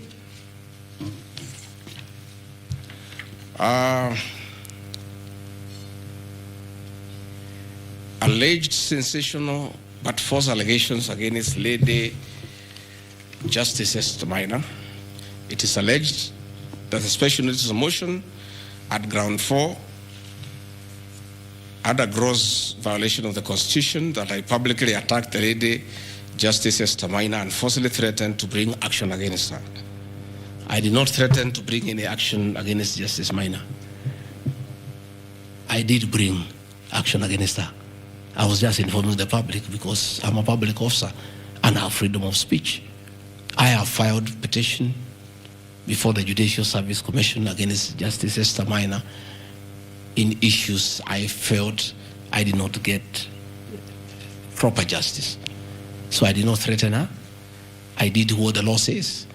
If you are not happy with the conduct of a judge, you file a petition before the the Judicial Service Commission, which I have done. Again, I don't want to delve before the matters because it is against sub judice. But that I have done, so I cannot be threatened. I cannot be said to threaten her. And again, I have a right as a leader, as a Kenyan, to say what I'm doing. And I did say publicly that I will bring a petition against her, and I have done it. And the evidence is there. You see it. We have filed a petition, and we are waiting for it to be concluded.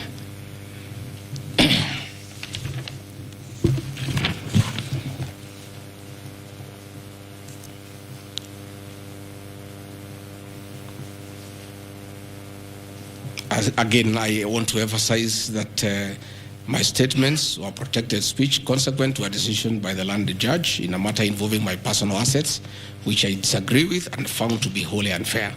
The matter having been concluded at that stage, my criticism of the decision was not sub judice, nor in any other manner prohibited by law.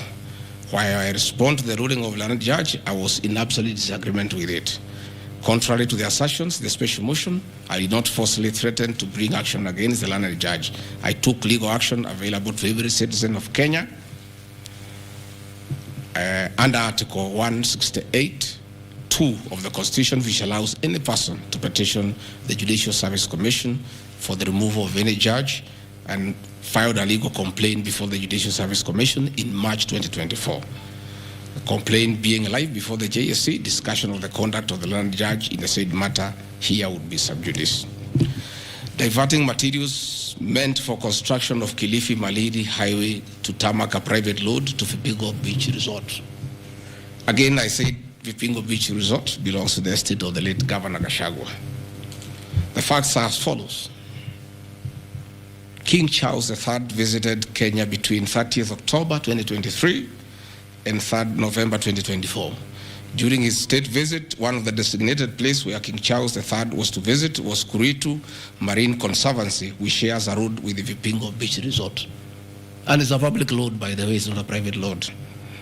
I have an extra copy of the program of the state visit to Kenya by King Charles III, marked RG, which at page 13 on items 63 and 64 shows his departure and arrival at Kuritu Marine Conservancy.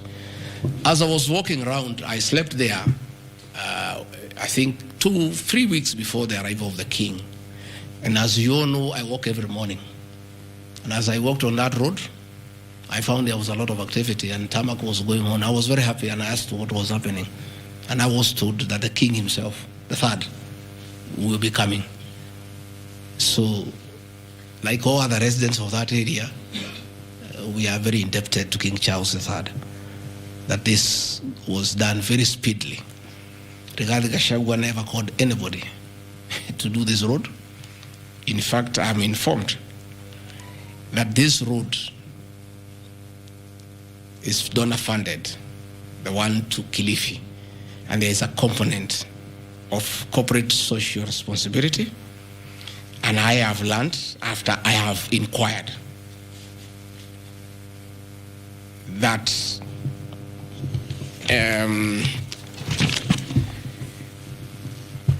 these people of that road is called Takaungu Shariani Vipingo. It's off the main road. And I am made to understand that Kuritu Marine Conservancy, Vipingo Secondary School, Shariani Primary School, among other stakeholders, including a public market, applied to Kenya to be considered for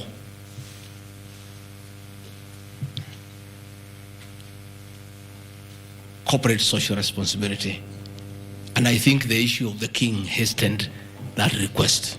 And that's why I said we are grateful to the king. Again, I invite evidence to show that I influenced that road.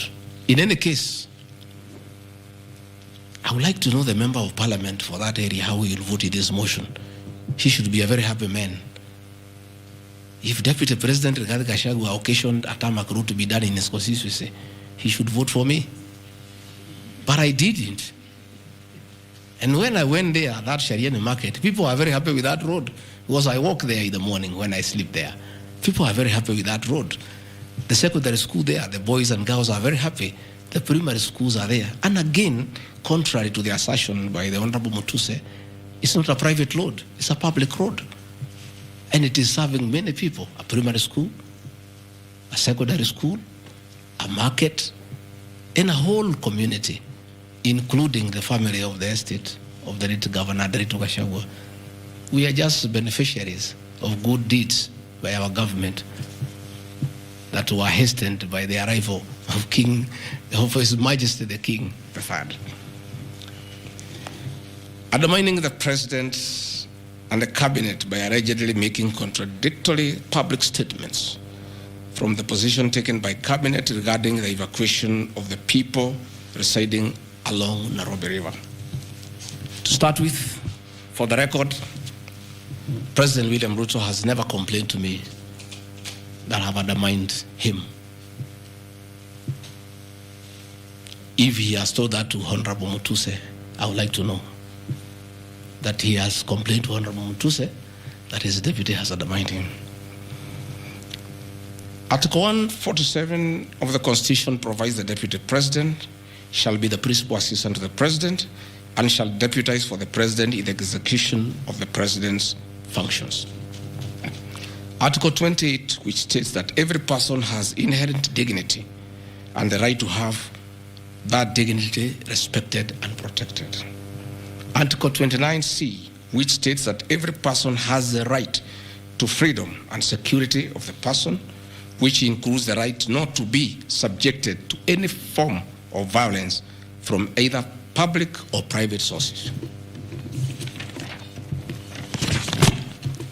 Section 152G1 of the Land Act, which states that notwithstanding any provisions to the contrary in this act or in any other written law, all eviction shall be carried out in strict accordance with the following procedures. A, be preceded by proper identification of those taking part in eviction or demolitions. B, be preceded by the presentation of the formal authorizations for the action. C, where groups of people are involved, government officials or their representatives to be present during an eviction. D, to be carried out in a manner which respects the dignity, right to life and security of those affected. Include special measures to ensure effective protection to groups and people who are vulnerable, such as women, children and elderly, and persons with disabilities. F, include special measures to ensure that there is no arbitrary deprivation of property or possessions as a result of the eviction. G, include mechanisms to protect property and possessions left behind involuntarily from destruction. H, respect the principles of necessity and proportionality during the use of force and give the affected person the first priority to demolish and salvage their property. Critically, our Constitution provides at Section 147(2) that first, the Deputy President shall perform the functions conferred by these constitutions and any other functions of the President as the President may assign. Pursuant to Article 3 of the Constitution, I, as well as every citizen of Kenya and state of public officers, have the obligation to respect, uphold, and defend the Constitution in performing any of my functions. The national values and principles of governance contained in Article 10 of the Constitution by those state organs, public officers, and all persons, including myself as the Deputy President, wherever we make or implement public policy decisions. In relation to this matter, these national values and principles include the rule of law, democracy, and participation of the people, human dignity, equity, social justice, inclusiveness, equality, human rights, non-discrimination, and protection of the marginalized. Adherence to these principles became extremely important when we, as state officers, are contemplating legal evacuation of citizens with a duty to avoid inhuman forced evictions that would be contrary to our Constitution and international law. While campaigning with the President, and subsequently when I was sworn in as Deputy President, you can remember, I promised as a key pillar to the Kenya Kwanza government that there will be no forced and unlawful evictions and that all evictions shall be human and entail legal compensation. You remember my inauguration speech. I said never again shall this administration carry out inhuman evictions in a brutal manner as was done in the previous administration. I and my office, the Office of the Deputy President, have undertaken extensive engagement with all parties in regard to the cabinet decision on eviction, which I fully support, including the Nairobi River, which is an entity under the ODP and County Government of Nairobi. Adherence to these principles become extremely important when we as state officers are contemplating legal evacuation of citizens with a duty to avoid inhuman forced evictions that would be contrary to our Constitution and international law. Guideline number 6 of the United Nations General Assembly, guidelines for the implementation of the rights to adequate housing, prohibits forced evictions, and the state should ensure that any eviction under domestic law are fully compliant with international law. The guidelines further require meaningful engagement with communities to ensure that the rights of residents are implemented cooperatively without the need for eviction procedures or police enforcement. I have supported the implementation of cabinet directives on the eviction, safe for the fact that on being informed that each person residing along the Nairobi River was being evicted and paid only 10,000 shillings, which I and many other Kenyans felt inadequate compensation for eviction. I insisted that the government should abide by constitutional dictates and international norms while implementing any cabinet decision, including eviction, and maintain the dignity of citizens of Kenya facing evictions. My statements did not and cannot be construed to undermining the president, because the president, like me, sought to defend the very Constitution. I hope I'm very clear. Am I clear? I cannot, I will not oversee, supervise, forced, brutal eviction against the people of Kenya. That I will not, and I can't. President William Ruto and I on the campaign trail gave a solemn undertaking to the people of Kenya that under our administration, that will never happen. So when I was asked to oversee brutal, inhuman eviction against innocent people without notice, without compensation, without due regard to what the Constitution says, I found it very, very difficult, and I rescued myself and allowed the CS for Interior, the Head of Public Service, the PS for Internal Security to proceed. If that is the reason why Rigathi Gachagua should be impeached as Deputy President of the Republic of Kenya and sent home for refusing to undermine the Constitution, for saying no to brutal and inhuman eviction of poor Kenyans, let it be.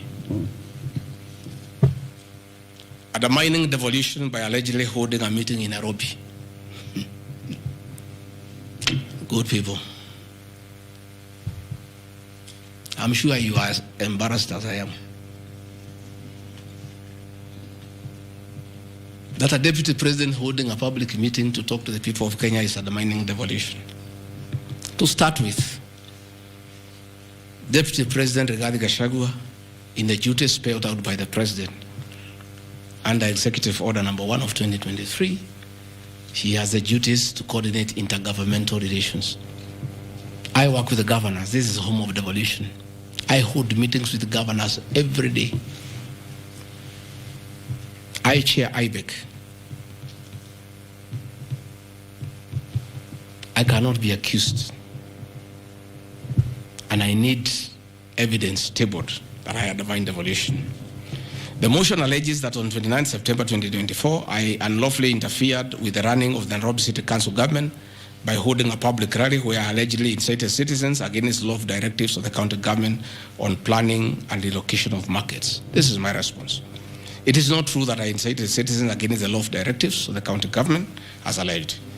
I wish to clarify and point out that when I held the public rally, I merely requested the governor of Nairobi County to speak and listen to grievances which were being raised by the market traders. Videos will be produced tomorrow in the National Assembly. I, Rigathi Gachagua, asking Governor Sakaja to take time to listen to the people and listen to their grievances. The traders had sought me out to intervene and request the governor on their behalf to dialogue with them and seek a solution to their grievances with regard to the relocation of markets.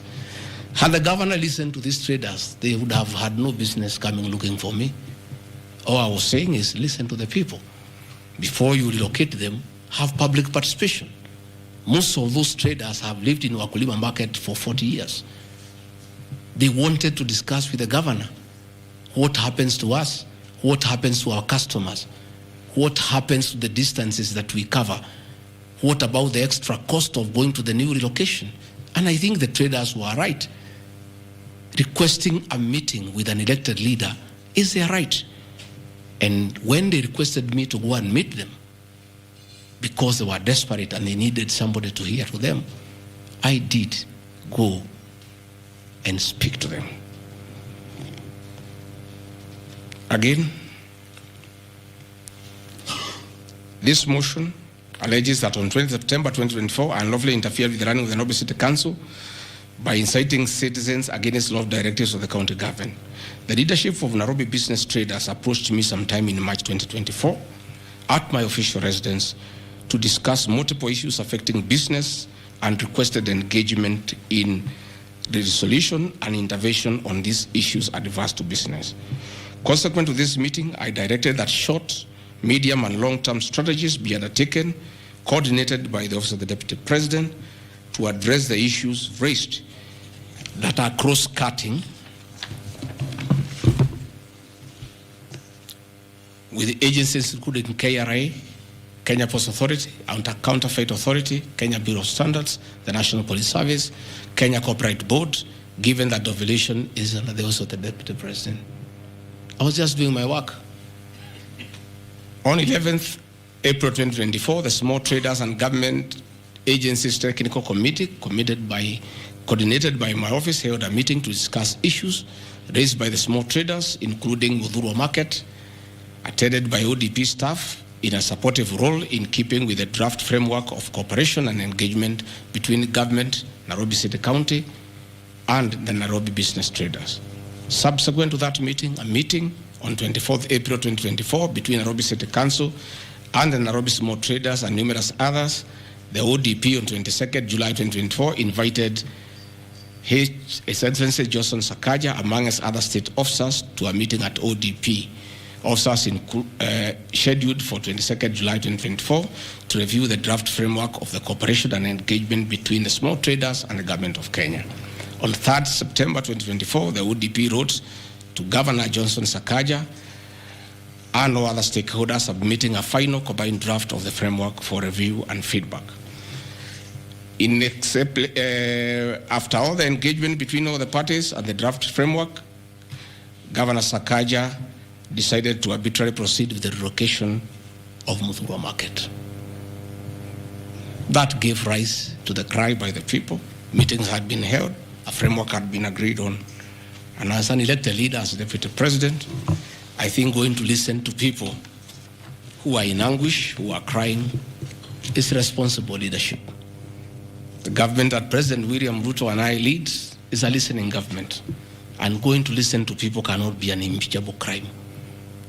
I would like to know how members of parliament would want to send me home for going to listen to people who are crying that they need to be listened to.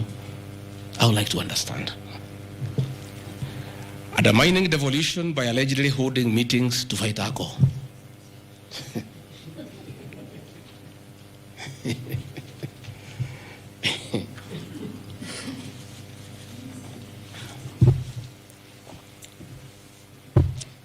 I think tomorrow will be the greatest circus. Or do I call it the theater of the absurd?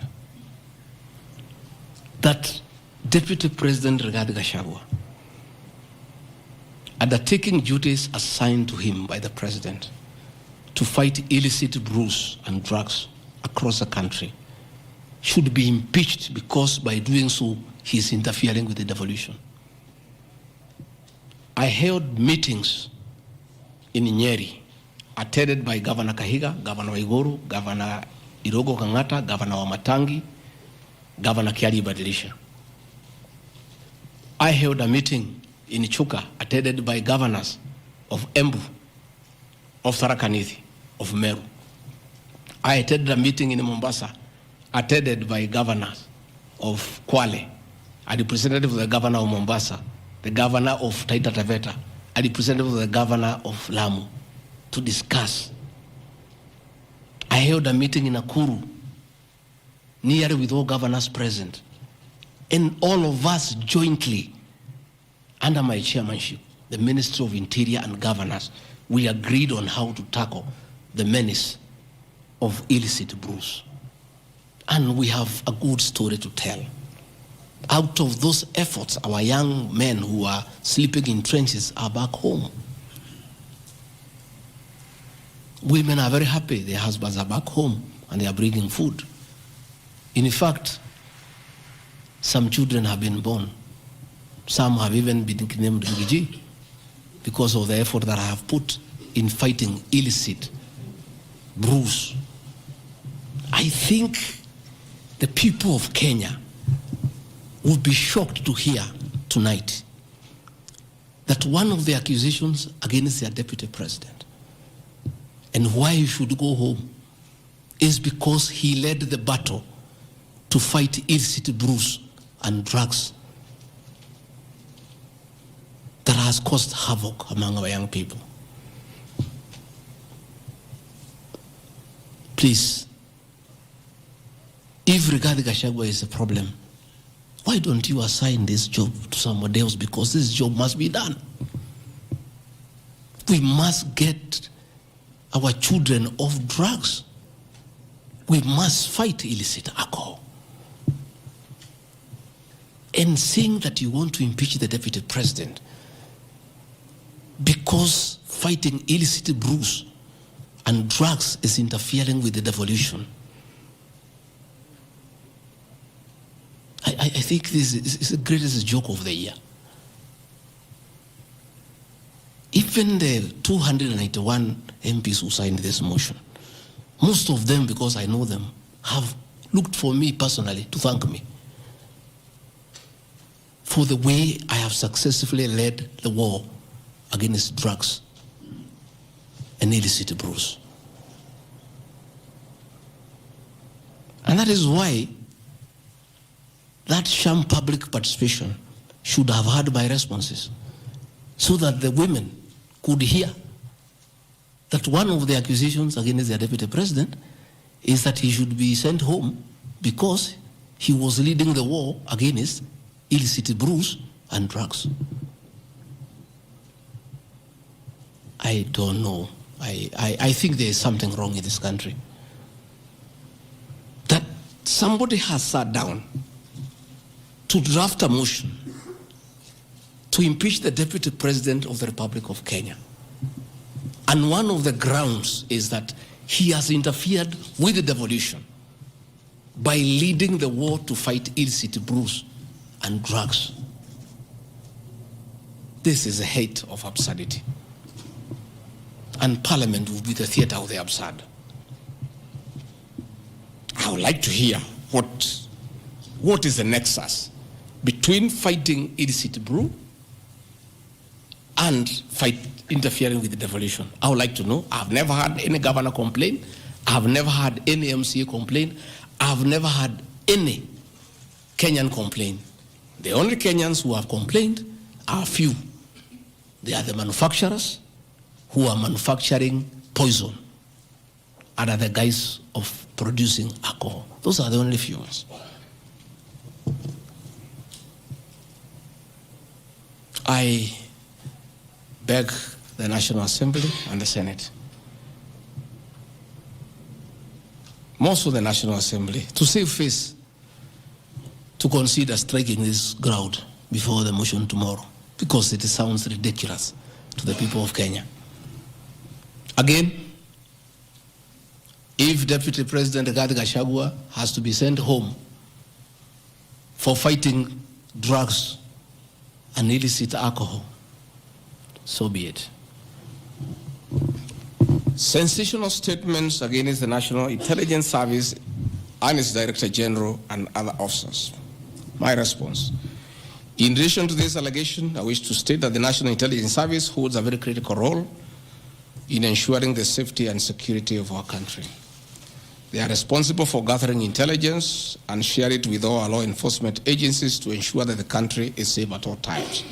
Consequently, when the country was caught flat-footed with regard to the scope and extent of the public's dissatisfaction with the Finance Bill 2024, which degenerated in a Gen Z protest, it pointed to the failure of the National Intelligence Service in carrying out its mandate.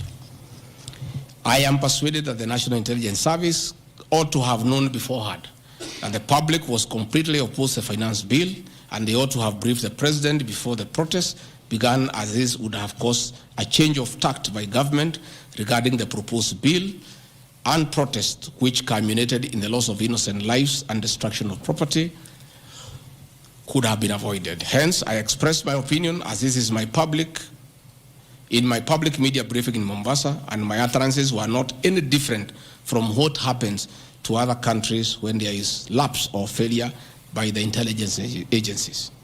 Many of you will recall that after September 11th terrorist attack in the US, the US intelligence agencies were massively criticized, and inquiry was even opened to investigate why the intelligence agency was not able to detect and thwart the terror attack.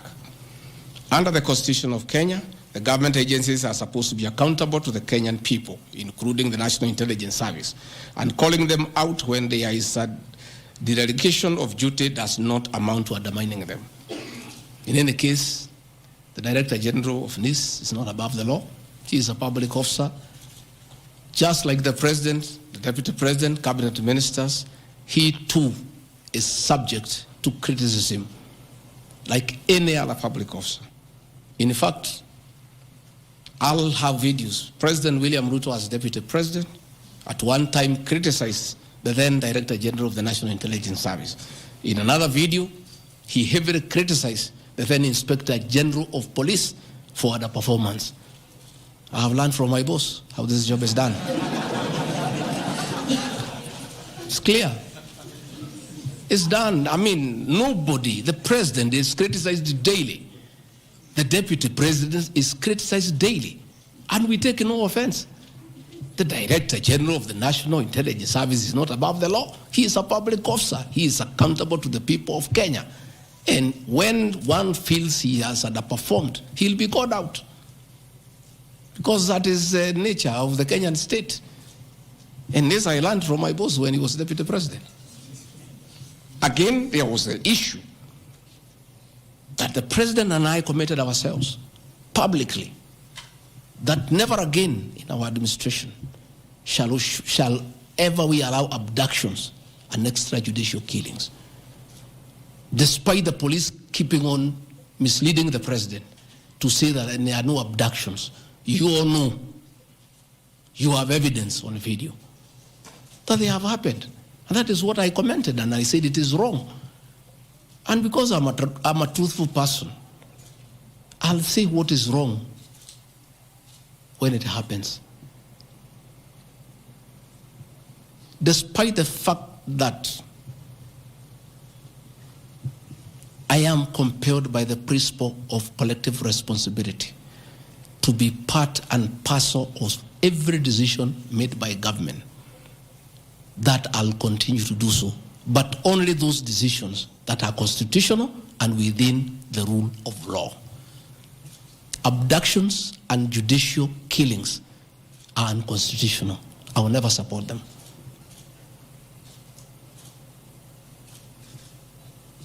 President William Ruto has been criticized left, right, and center. I have not seen him take anybody to court for criticizing him. Why is Rigathi Gachagua being impeached for calling out the Director General of the National Intelligence Service? The Deputy President is criticized daily. The Judiciary is criticized daily.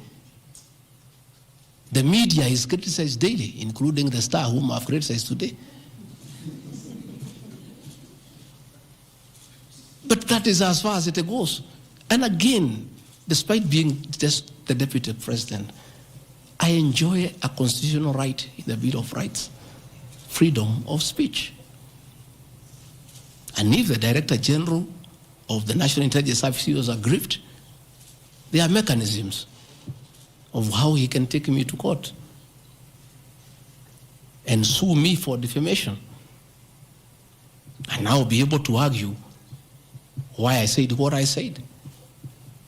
So that is not a ground for impeachment. I mean, that is curtailing liberties, the freedom of expression, the freedom to hold public officers accountable for their actions.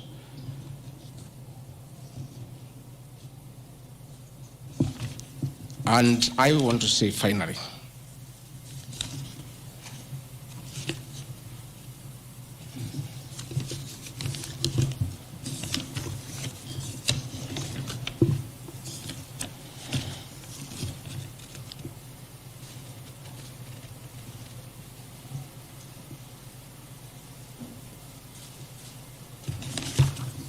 I think I've literally addressed all the grounds because I felt it's important for the people of Kenya to know the allegations against the Deputy President and his responses. And as you have heard, though you are not judges and you are not advocates, there is nothing here that violates the Constitution. There is no gross misconduct. There is no crime that has been committed.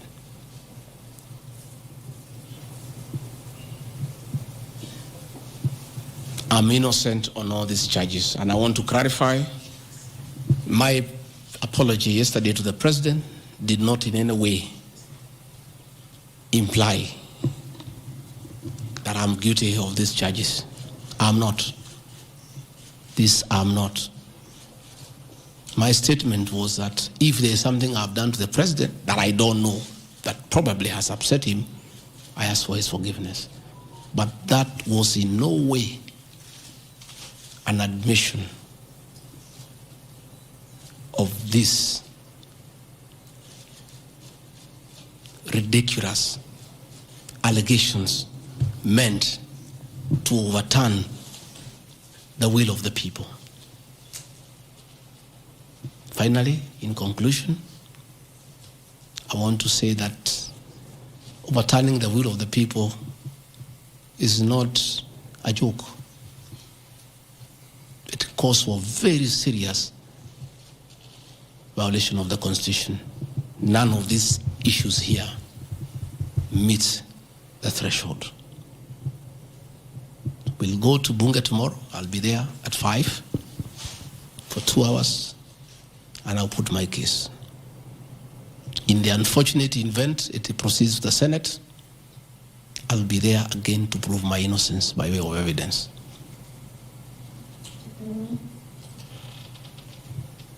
When I called this press conference, there was a lot of speculation that Rigathi Gachagua wants to resign.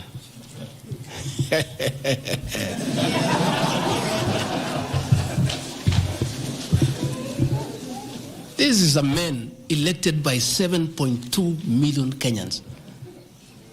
How dare you suggest to him that he can do so without public participation?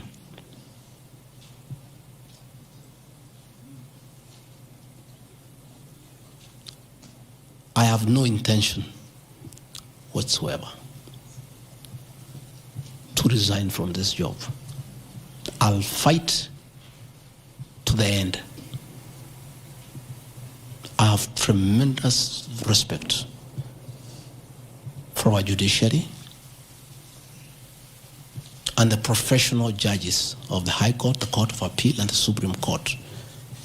And in the professional manner, they have handled serious issues affecting Kenya. The impeachment of a deputy president elected by 7.2 million Kenyans is not a small matter that can hastily be decided by a few members of parliament and senators and wish it away.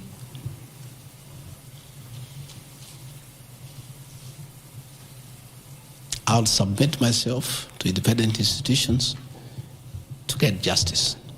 And I'm sure, I have no doubt in my mind that I'll get justice. And this impeachment will be thrown out. And I'll carry out my duties as deputy president. That is why anybody sending feelers to me to resign is a joker.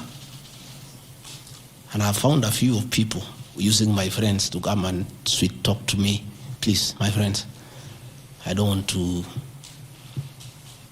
become enemies with you. When you are given such silly messages, don't bring them to me. I have no intention. I cannot resign. I did not give myself this job. I was given by the people of Kenya. I've done nothing wrong against the people of Kenya whatsoever. I've worked hard. I've been very loyal to my boss, President William Ruto. I have worked hard every day.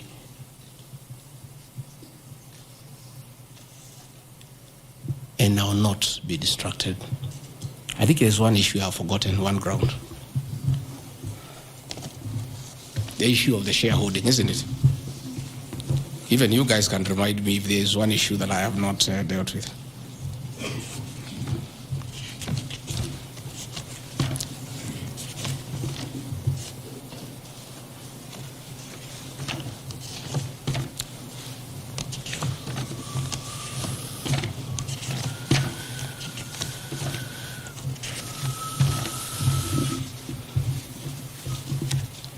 Can somebody there give me my notes on shareholding?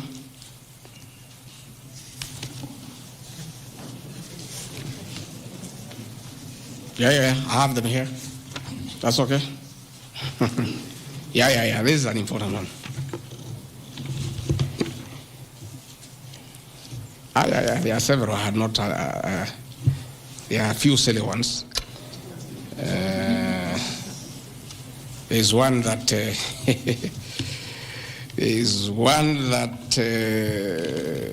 I'm conniving with cartels in the tea sector to block ATDA from implementing guaranteed minimum returns that would benefit small traders.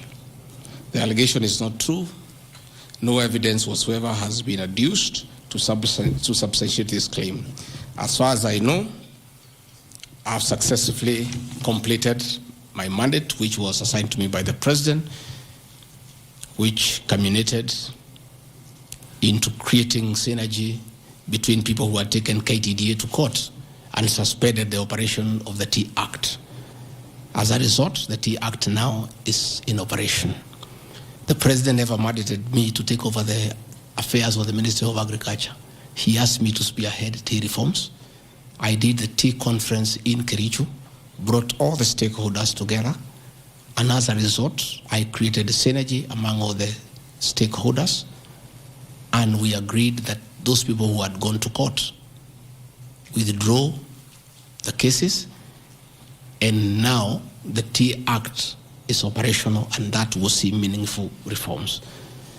As to claims that I have stopped the selling of tea in Mombasa, there is no evidence to that effect, and I want to call upon the Honorable Mutuse to provide that evidence. Again, in matters coffee, I was given a job by the President to initiate the coffee reforms, which I have done successfully. I held the coffee conference in Meru for 3 days in 2023.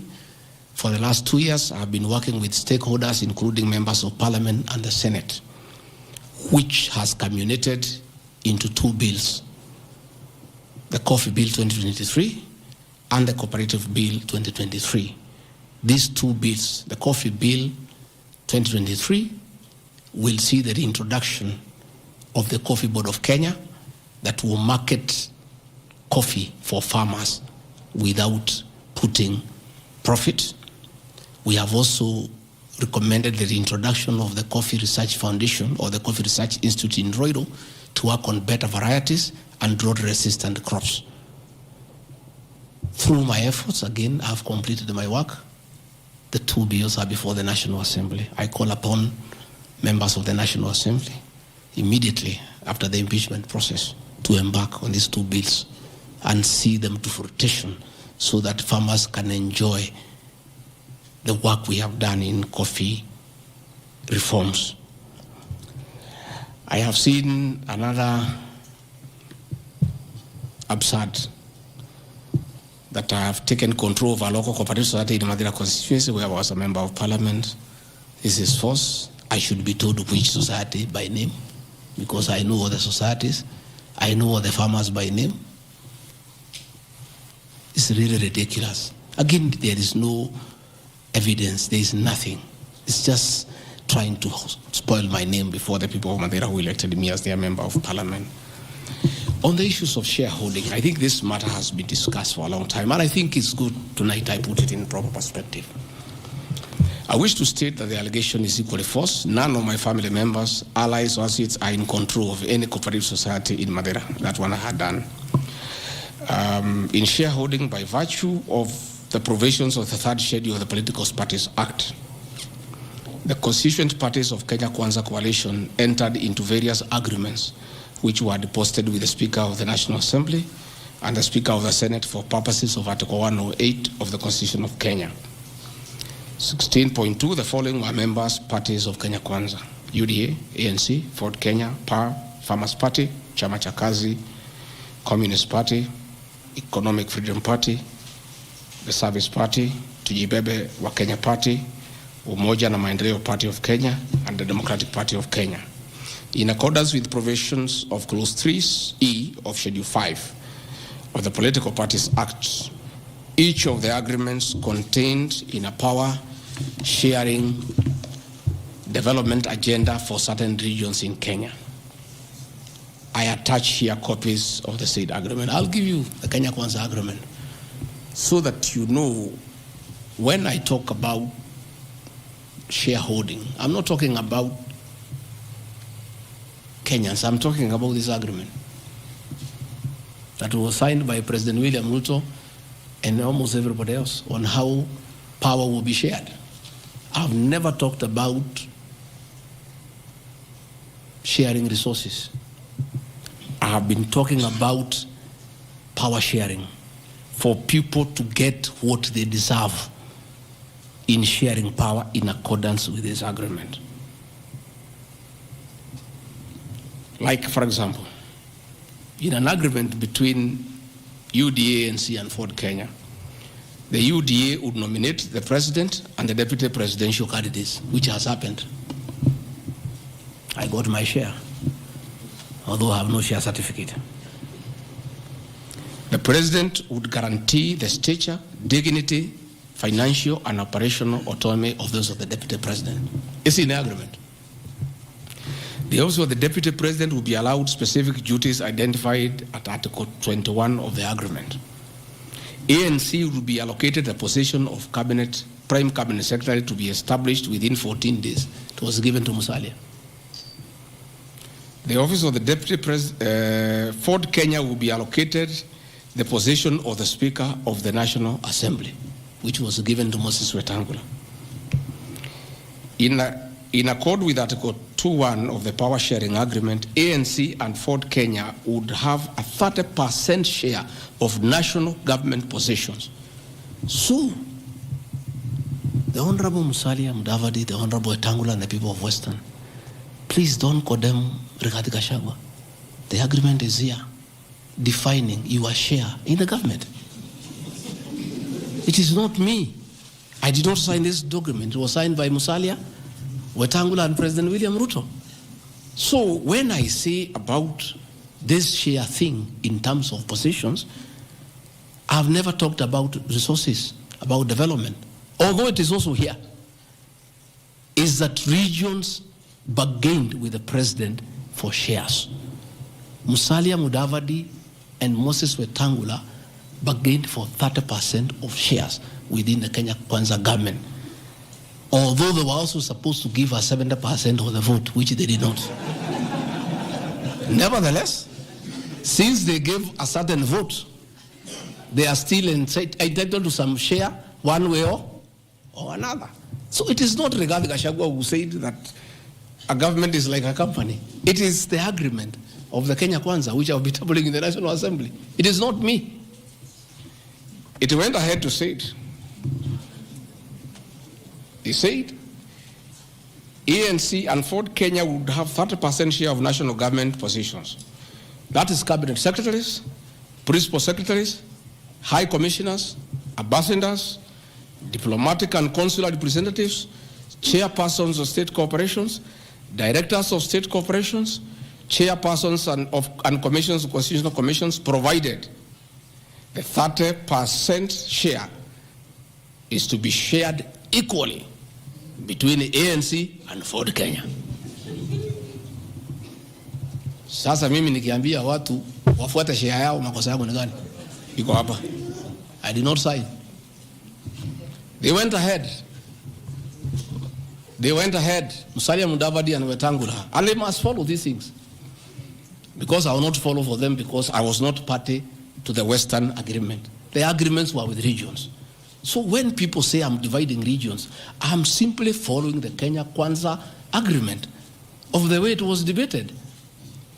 They went ahead and said, Article 22 of Sharing Agreement set out a list of priority projects which Kenya Kwanza would endeavor to fulfill in the ANC and Ford Kenya strongholds of Western Kenya between 2022 to 2027 on a priority basis. Musalia Mudavadi and Wetangula signed a package for Western Kenya. I've never had anybody call them tribalists, but they signed an agreement demanding for Western Kenya. They demanded, and it was agreed it will be done, completion of all incomplete or stored bitumen roads, construction of an extra 1,000 kilometers of bitumen in Western Kenya, revival and modernization of sugar factories in Western Kenya, establishment of new industries identified in Article 22 of the agreement.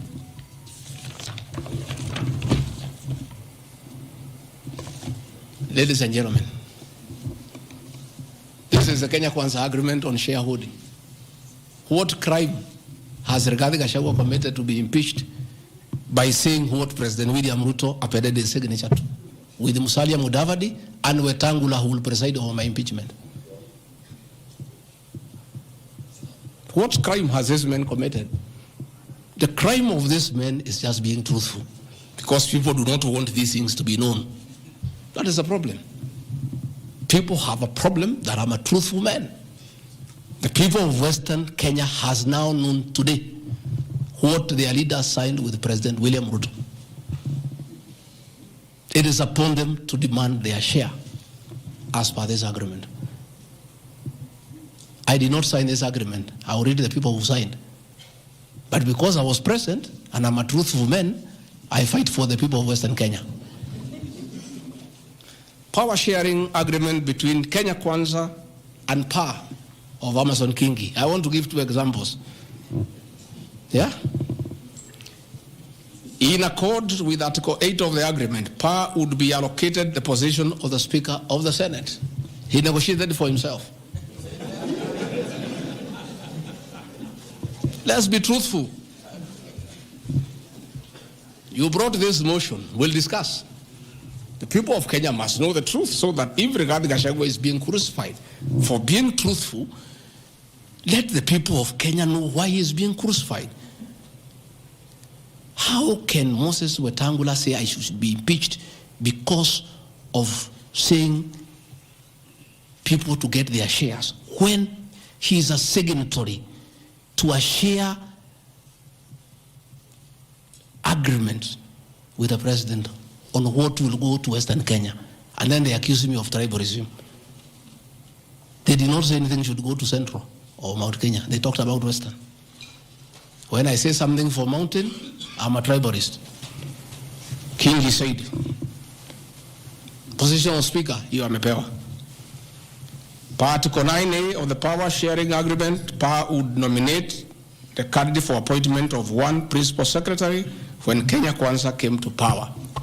Amepewa.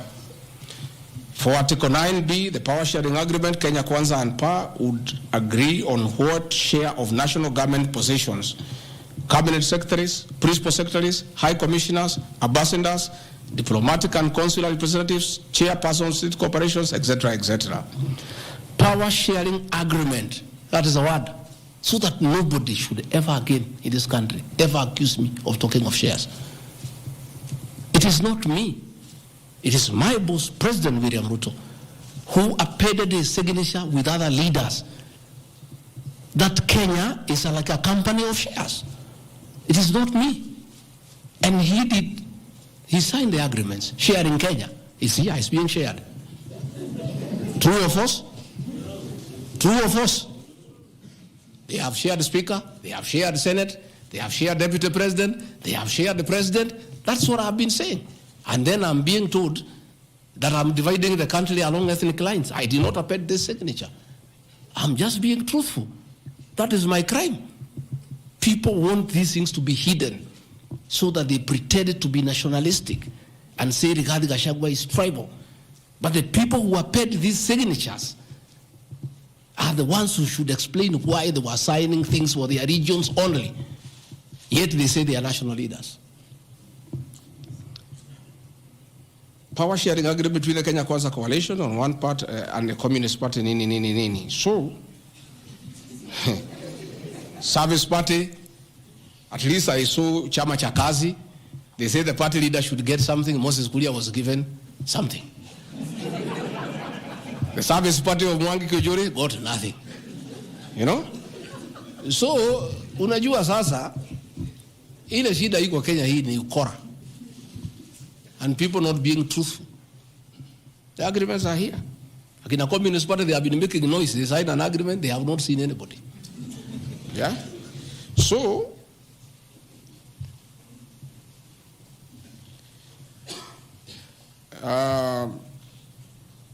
My speeches on the shareholder issue are informed by their aforesaid power sharing covenants, which are founded on law and lessons learned from the well-known disputed 202 NAC power sharing agreement. Further power sharing agreements are a feature of government formation in all democracies in the world that provide the formation of coalitions. My pronouncements on the issue, properly understood, are not only anchored in law, but entirely harmless and incapable of being construed as a basis for ethnic animosity, a danger to national cohesion, or a threat to national unity. On the contrary, coalition building has been one of the most important innovations since the disputed 2007 elections in ensuring stability, equitable sharing of political power, national cohesion, and fostering of national unity. Indeed, Kenya Kwanza's main opponent in the 2022 general election, Azimio la Umoja, One Kenya Coalition Party, was a political party consisting of 25 or so political parties who also executed a power sharing agreement as required by Schedule 3 of political parties. However, notwithstanding of the said power sharing agreements, upon election as the Deputy President of Kenya, I went out of my way, as required by the Constitution of Kenya, to serve all Kenyans regardless of their political preferences during the election or ethnic origin. I'll produce videos on all those things. Again,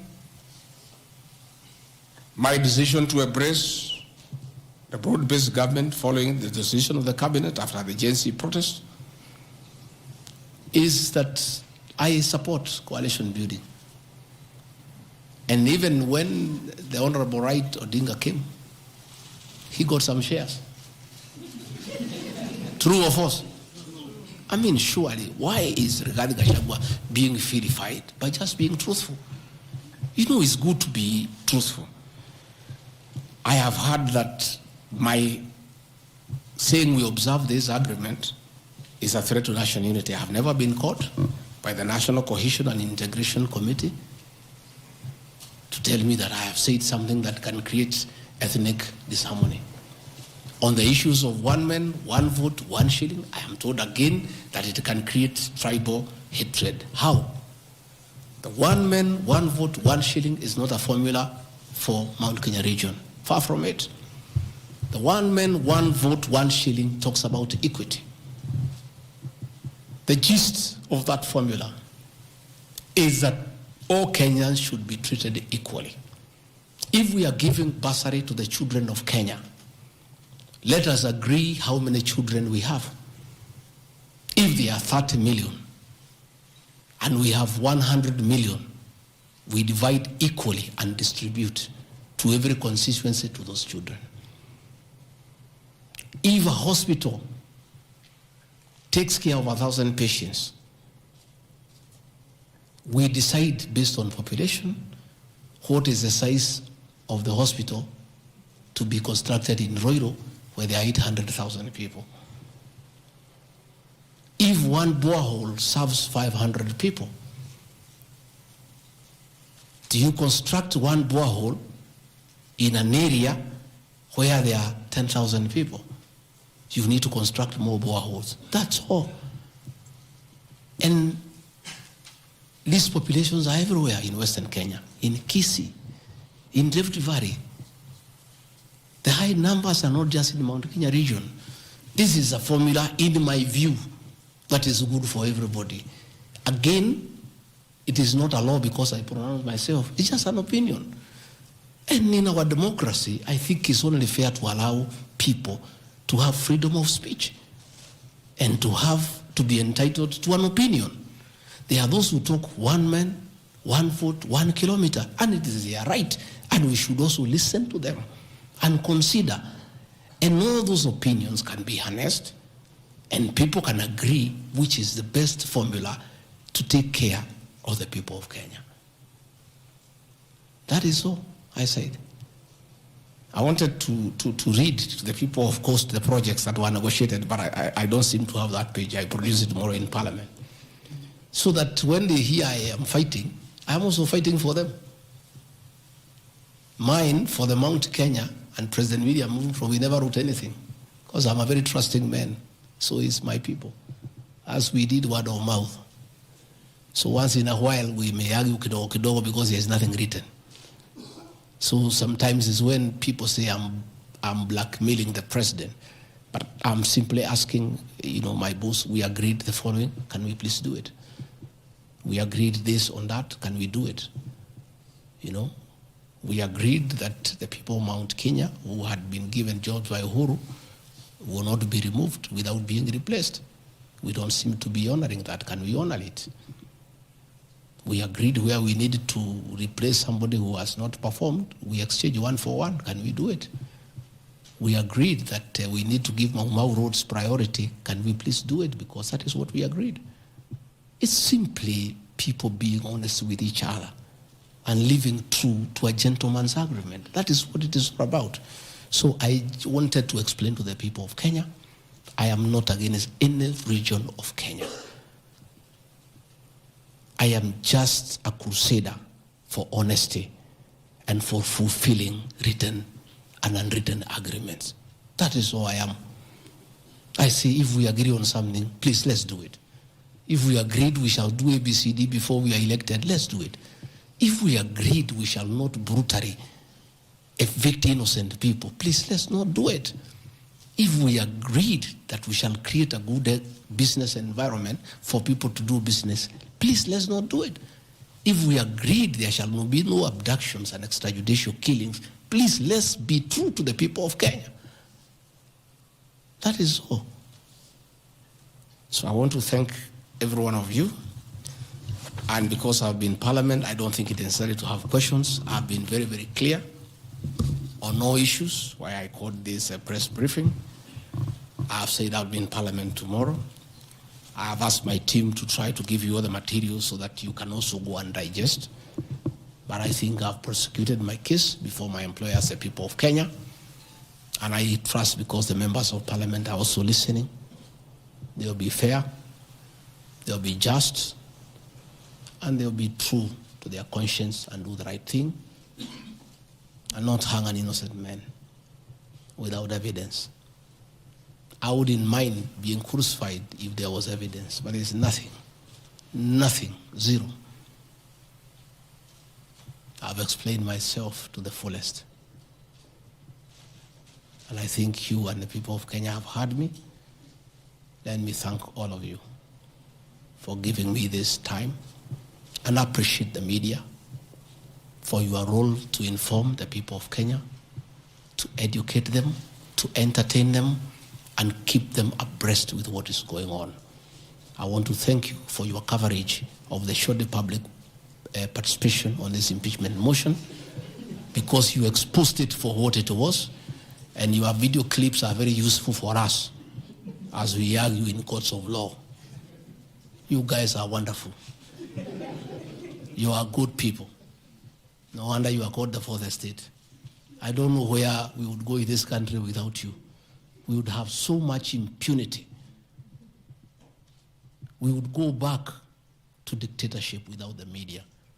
I want to encourage you to continue to be the watchdog on behalf of the people of Kenya, to protect the Constitution with zeal, to uphold the rule of law, and to call out impunity and corruption. And I want to say, after this impeachment, I want the members of Parliament now to focus on the corruption scandals around our country.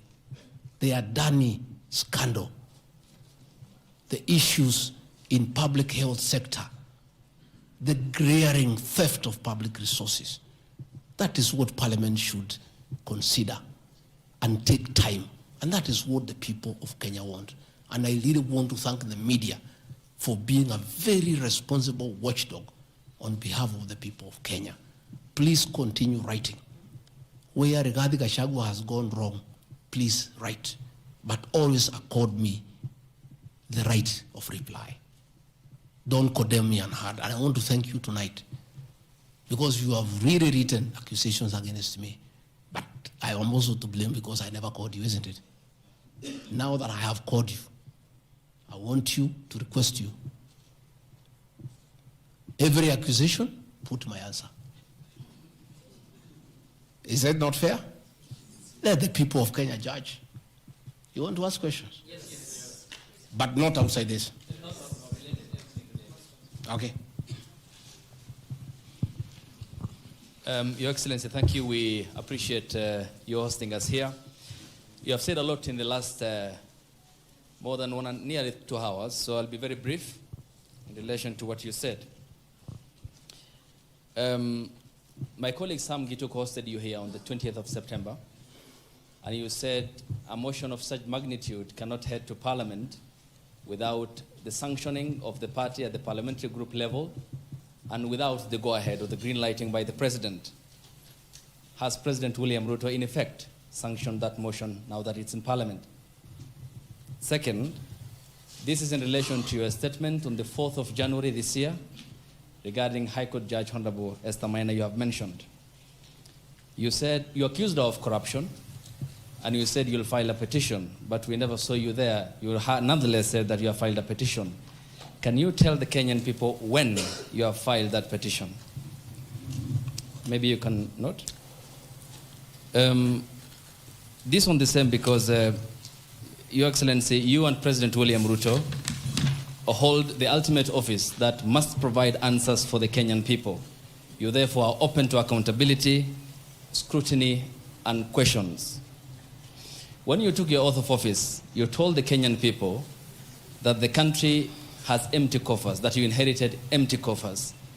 However, your statement is contrary to what the Kenya National Bureau of Statistics says, that at the time when you assumed office, the country had at its disposal 3.02 trillion Kenya shillings, includes revenue plus appropriations in aid. Why, Mr. Deputy President, did you make such a misleading statement in front of the Kenyan people and the world? Regarding your shareholding question, I'm sorry to hold you to account, Mr. Deputy President, that the context in which you have provided the agreement between the parties, the Kenya Kwanza parties, and your defense is different. This is what we said in Kericho County, that this government on February 2023, this government is a company, you told the people, that has its shares. There are owners who have the majority of shares and those who just have a few, while others do not have any. You invested in this government, you told the people of Kericho County, so you must reap. You sowed, you tilted, you tilled, you put manure and irrigated. Now it's your time to reap. Some few months later, the High Court quashed the appointment of more than 1,406 KRA officials. And the judgment? 700 of those officials were either from the Kalenjin or the Kikuyu community. How much of a responsibility will you take, being part of the presidency, of such gross locking out of Kenyans who qualify, who are competent, who merit, yet half of those appointments went to only 2 communities? That's enough. Thank you. One, the issue of Justice Minor is sub judice. I don't want to discuss it because it's a matter before court, but I'll be able to give you the date when we filed so that you can follow the petition.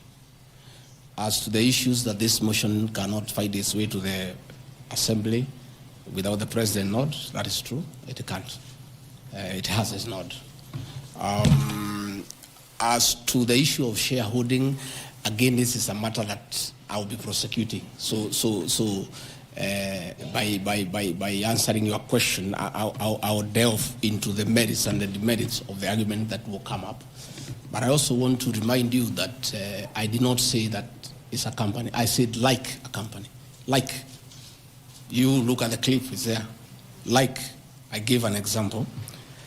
And a company has shareholders. I've just read to you, there's 30% here for somebody. That's what I was saying. I was just being truthful without removing the agreement. Again, I am not responsible for making appointments in Kenya. I don't make any appointments. The Deputy President does not appoint anybody. You know, the appointing authority. Ladies and gentlemen, because my lawyers tell me we don't want to delve into the merits and the demerits of the presentation that I've made. Yes, Karanja.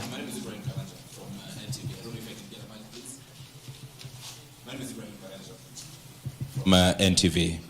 Your Excellency, when you apologized to President Uhuru Kenyatta, you said that the words used then were out of political reasons. And that's why you are apologizing.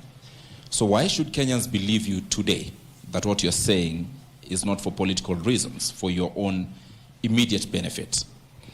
My second question, Your Excellency, what next if this impeachment happens tomorrow? If you're impeached, what next for you? If you're not impeached, then what next in this political marriage between you and President William Ruto? Let's say your answer is what I've discussed here are facts. It's for the people of Kenya to look at the facts and decide whether they have the necessary veracity or not. As to what I'll do or not what I'll do, let's cross the bridge when we get there.